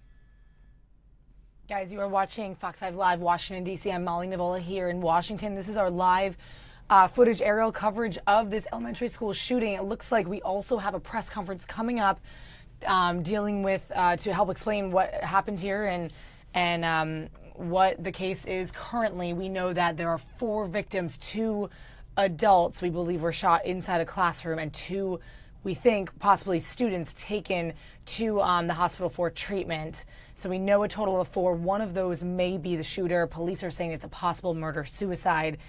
So I want to thank you guys for watching here on our YouTube stream chat. A really scary situation coming out of San Bernardino, California. We were live before with our sister station's reporter there, Fox 11, getting some more information. It looks like they're getting ready for a press conference. I'm going to bring you over there shortly to get you the live update. Here we go. Test. 1, 2, test. We good? We're live. Okay. Good afternoon, everyone. I'm Lieutenant Mike Madden with the San Bernardino Police Department. I serve as our Public Information Officer. This afternoon this morning at 10:27, we began receiving reports of a shooting which had just occurred at North Park Elementary School in the city of San Bernardino. This elementary school is located at 5378 North H Street, and our officers responded to the call with the initial responding officers arriving within 4 minutes of the initial call. This does appear to have been a murder-suicide with both a male adult and female adult victim succumbing to injuries, with the male succumbing to a self-inflicted gunshot wound. In addition, we had 2 students who were tragically injured and are listed as critical at this stage in area hospitals. We are not releasing the names or ages of those students at this time, pending notification of family. However, we will release that as soon as we possibly can. Again, this is a tragic incident that has befallen our city, and I assure you that we are doing everything we possibly can to conduct a very thorough investigation into this matter and to reunify all of the involved students at the school as quickly as possible with their parents. I would at this time like to turn the podium over to Superintendent of San Bernardino City Unified School District, Dr. Dale Marsden. I would like our community and our nation to keep our families in prayer. This is an absolutely tragic event. Our hearts are broken, as is everyone else. I want to thank our school police department, our city police department. In less than 7 minutes, they were on scene. In which, again, North Park students were moved immediately and shuttled to safety. Parents are asked to report to Cajon High School, and please be prepared to present proper identification. And parents, please be patient with the process. Your child's safety is of utmost concern. Your child will be released as soon as practically possible. Please keep in mind some students may need to be interviewed by authorities, and this causes some of the delay. May take that time. I also want to mention to you that we will be closing North Park for at least the next 2 days, and I want you to be aware of that. Again, this is truly tragic. Please join us as we pray. Thank you. And I'd like to introduce our city's mayor, Mayor Kerry Davis. Far too often in our country and throughout the world, we gather to report this news of tragic events that take place. I want the parents and teachers of North Park Elementary to know of my concern for their health and their welfare and their safety. As was reported, Our police department, together with the school police department, responded immediately, was on site to bring to arrest the event, which resulted in the death of 2 victims at this time, the suspect and the victim that also succumbed to the injuries that that person sustained. I want to thank our school district for how well they try to maintain the safety of our community and our children. We are very fortunate to have Dr. Dale Marsden as our superintendent. I appreciate his quick response and his concern for taking leadership over the situation. Also our police department and the school police department that has worked very closely together. We are united with our superintendent, with the school board. I also want to thank and recognize our Congressman Aguilar, who's joined us, our Assembly Member Eloise Reyes, who have expressed their concern and shown their support for this tragic event. Our hearts, as Dr. Marsden expressed, are broken each time any of us have to be engaged in this type of process. I also want to report that I received a telephone call from Deputy Assistant Kirkland from the White House, the President expressing his concern for our community and his concern for the students and teachers of North Park. He has offered his aid in any way possible to help in this situation. Again, I want to thank our president, our school board for all of their concern, and our superintendent, our police department, and the school police department. Thank you. Captain Ron Moss, that's M-A-A-S-S, of the San Bernardino Police Department, was leading the investigation as the incident commander for this tragedy. And Chief Mark Hartwig, H-A-R-T-W-I-G, of the San Bernardino County Fire Department, was the incident commander on scene for the medical response. Both are here present with us to answer any questions you might have. Can we talk? Gentlemen, was there any indication that there was some kind of domestic violence or something which may have given you a clue that potential violence was going to happen on the school? Had the person who died, one of the other, the woman who was there died, do we have any indication that there was something there that alerted you of any kind of a domestic violence situation? We do not have any information at this point as to whether there are any precursors to the incident that would have raised our suspicions as to any type of violence that might have occurred on the campus. We are still working to definitively identify both the male and the female adult victims. Coroner's office was just going in to make those IDs in the last few minutes. From there, we'll be able to determine whether there was a domestic violence situation. At this point, we don't know definitively one way or the other. Captain, can you talk to us about the children? Were they targeted? The children, we do not believe were targeted. The entire incident was limited to a single classroom on the school campus. The suspect had come to the classroom to visit the adult female that was in the classroom.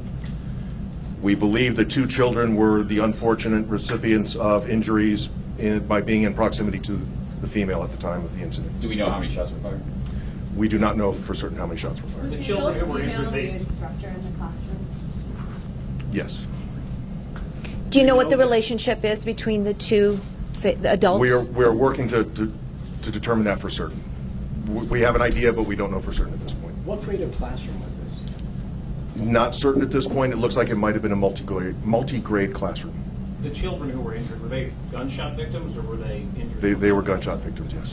When might we learn their condition or their update? 3:30 this afternoon, we'll have another press conference, and we should have more information at that point. How did the suspect gain entry into the classroom? Did he have the gun? Was it visible? Was there any indication that this was?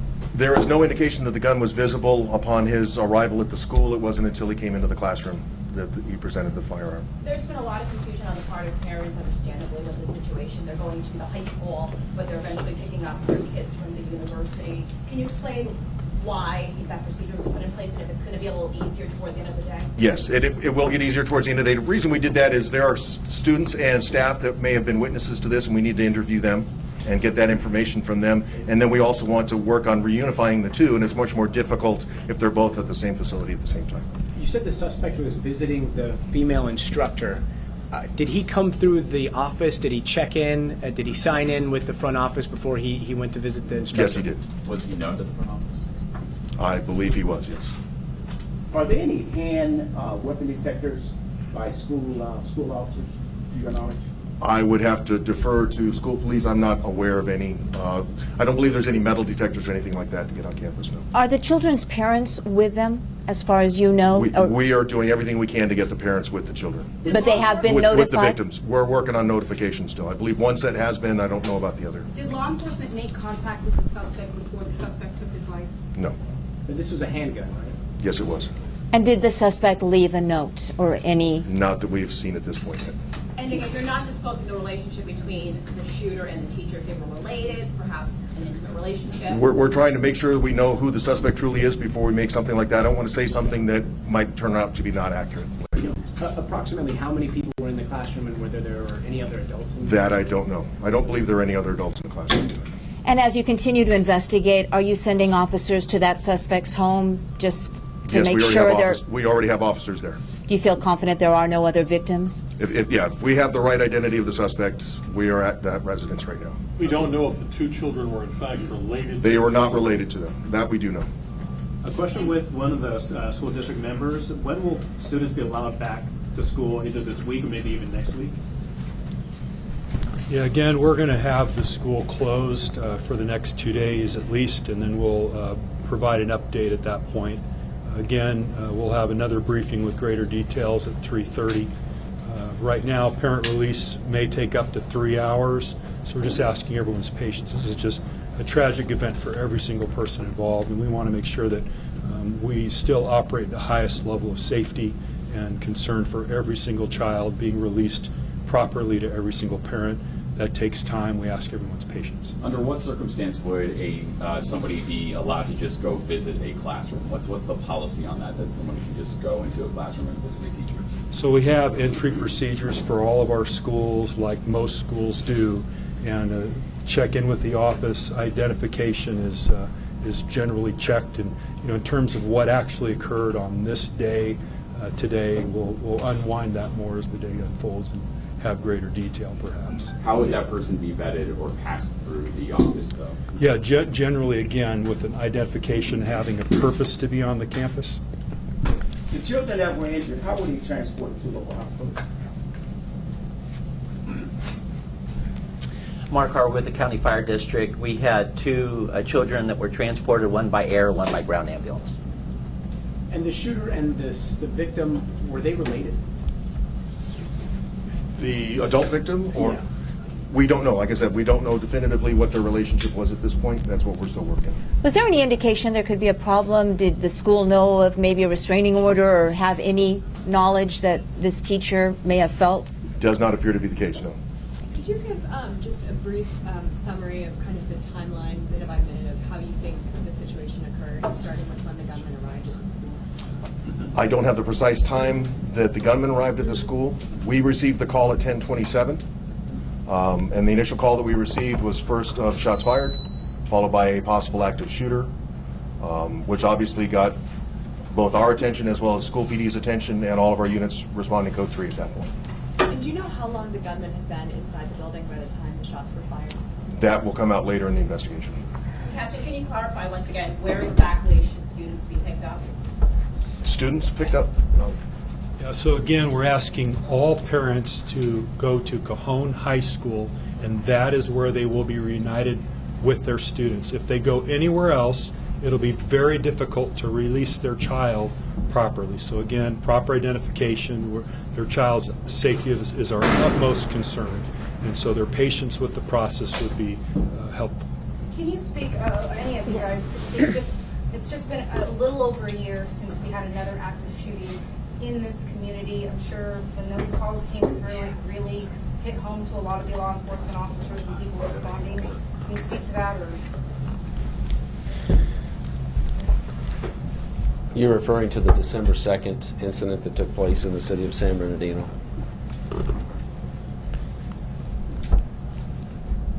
I believe that when you saw the city of San Bernardino respond with our police department and all of the agencies that came together, you saw a response that was as effective as it could have been.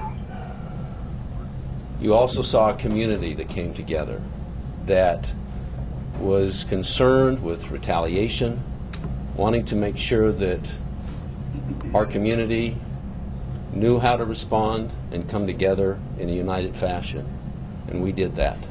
We did that because too often these incidences are utilized as opportunities for others to take advantage of.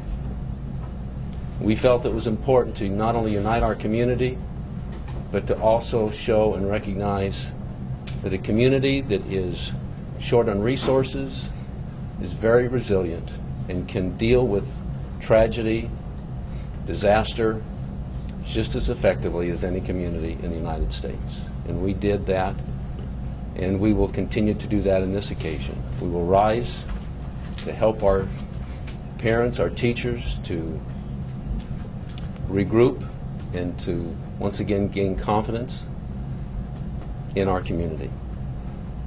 Does that respond to your question? Superintendent, can we talk about the school district's cell phone policy? Because a lot of parents were saying that they couldn't reach their children because cell phones are not allowed. Can you talk about the school's policy or the district's? Well, I would assure you that many children have cell phones, and we know that they're communicating with their parents, and we're grateful they are. But are they allowed? Are cell phones allowed? Under all circumstances, students are allowed to have cell phones with them at all times. Now, those cell phones may not be utilized sometimes during instruction, but students are allowed, my own children have, and have texted. They're in schools right here in the neighborhoods. In addition to San Bernardino and school police, couldn't help but notice that there were sheriff officers from all over the county responding. Can you elaborate on that? Because I was at the RIC situation, and I couldn't help but notice the cooperation that was given to San Bernardino PD along with the sheriff.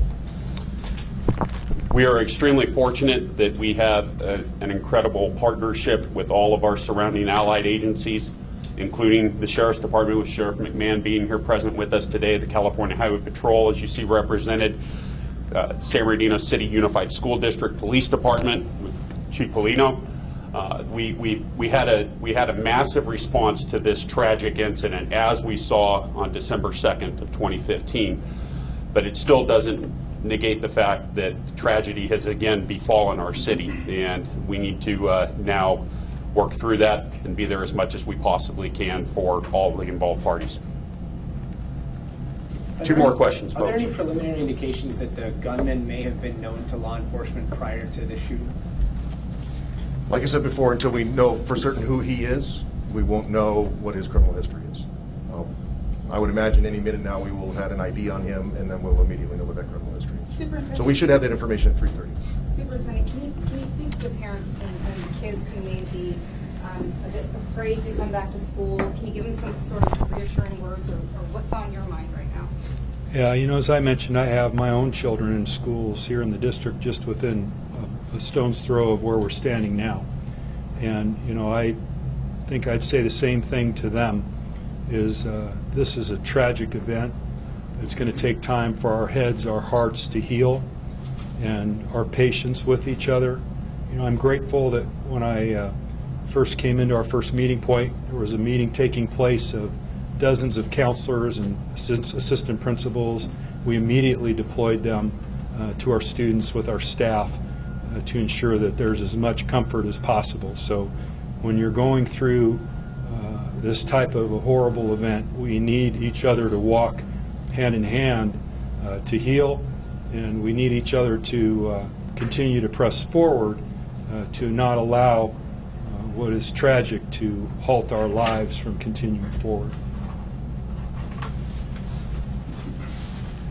This is going to conclude our press conference. We will be having another press conference at 3:30 this afternoon at this same location.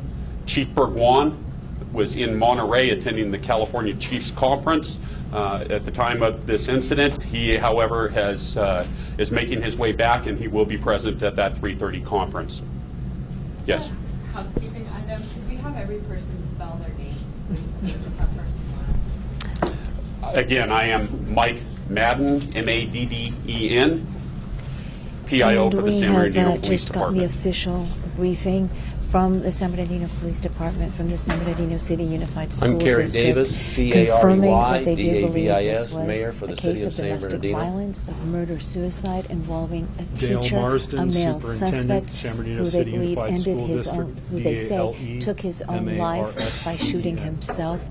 2 children, innocent Ron victims Boss, I'm a in all captain of this, with San Bernardino Police were Department of the shot Northern Division because Commander, they which happened to incorporates the be in northern half of the close city. proximity to their teacher. RONMAA. Police are not releasing the condition of the children. My sources tell me that at least one of them is in critical Mark condition. Hartwig, That child H-A-R-T-W-I-G. was I'm the fire chief airlifted and to fire a warden trauma for the County center, Fire District. possibly in surgery right now, according to my sources. Another child For our also in Spanish-speaking serious affiliates, critical we condition. will be They had nothing to able do to give with you their teacher besides being one-on-ones students. They were not following. related to her.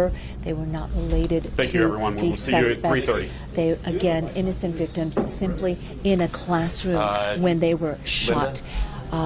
The investigation is ongoing. You may have heard me ask the captain about the suspect. They're not releasing his identity because they need to confirm his identity. And as I asked him if he had officers at that suspect's home right now, he told me yes. This is almost standard procedure, standard protocol in these types of cases with an active shooter. When they identify the suspect, or at least have an address or an address they believe he or she lives at, they immediately send units just to make sure there are no additional victims, and of course to begin gathering evidence. There was no note left in the classroom. At 10:27, that suspected shooter, that man, arrived at North Park Elementary, checked in, and went into the classroom as a visitor. What his exact relationship is to the teacher, whether they were boyfriend and girlfriend, ex-boyfriend and girlfriend, husband and wife, still under investigation. Police want to make sure everything is confirmed, and they hope to have that information along with the identity of the shooter at a press briefing at 3:30. But right now, as the superintendent of the San Bernardino City Unified School District said so poignantly, heartbreaking, please join us in prayer for the children. This is a tragedy, and we are reminded of that social media hashtag that we saw back in December when the Inland Regional Center was hit by an act of terrorism, and we saw so many lives needlessly lost. The hashtag San Bernardino Strong grew, and it is more poignant again than ever today. San Bernardino, a very strong community, but they have been hit very hard. That is the latest from San Bernardino. Of course, we'll have that briefing for you at 3:30 right here on Fox 11.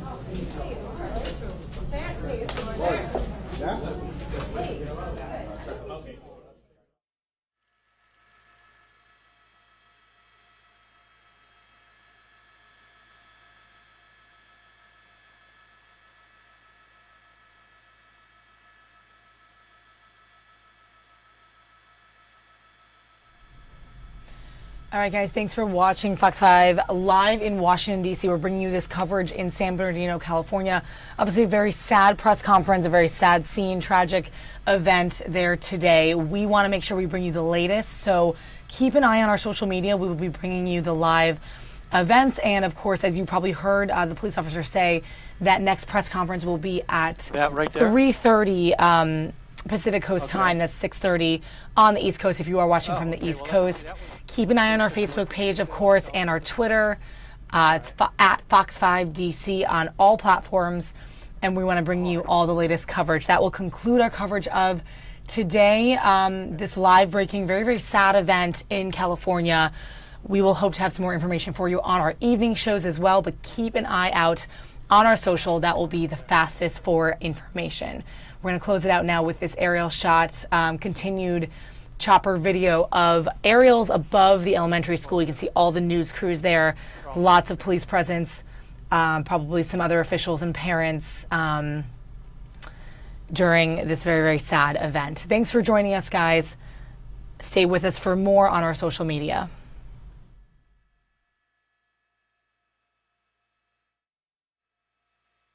that makes sense now.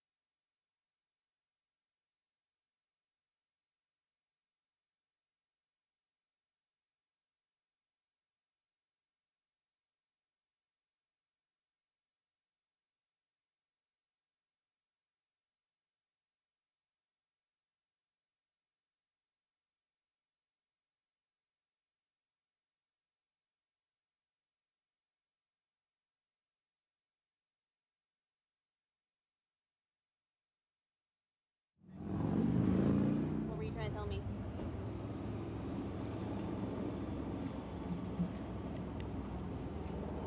Okay, folks, we'll be closing this area. Thank you, Short. Is that your tripod? Yes, thank you. Sorry. No problem. Appreciate it. Would have been a long walk back. No worries, buddy. Okay, need everybody to push to the corner, okay? Thank you very much. Just right down in the corner. I'm going to tape it off at the corner there. Can we go down this street up here? No. You can go around. Like that. El famoso Julio. Hey. How are you? What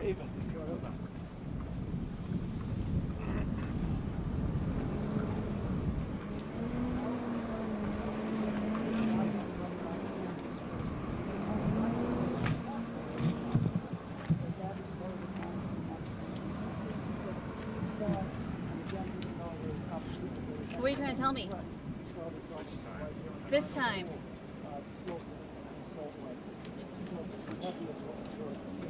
Right outside North Park Elementary School.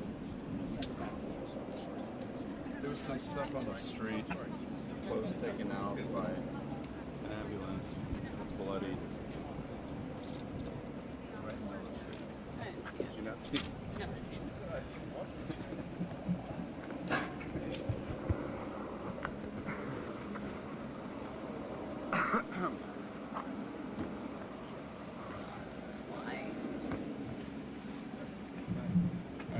Okay.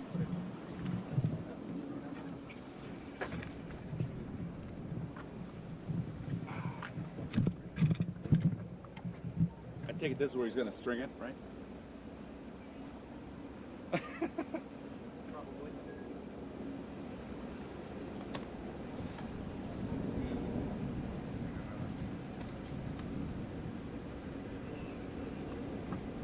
All right, so you'll be here. What can you add to this? Back to you in the studio. They can only really see what I'm saying at this point. There's nothing else to tell.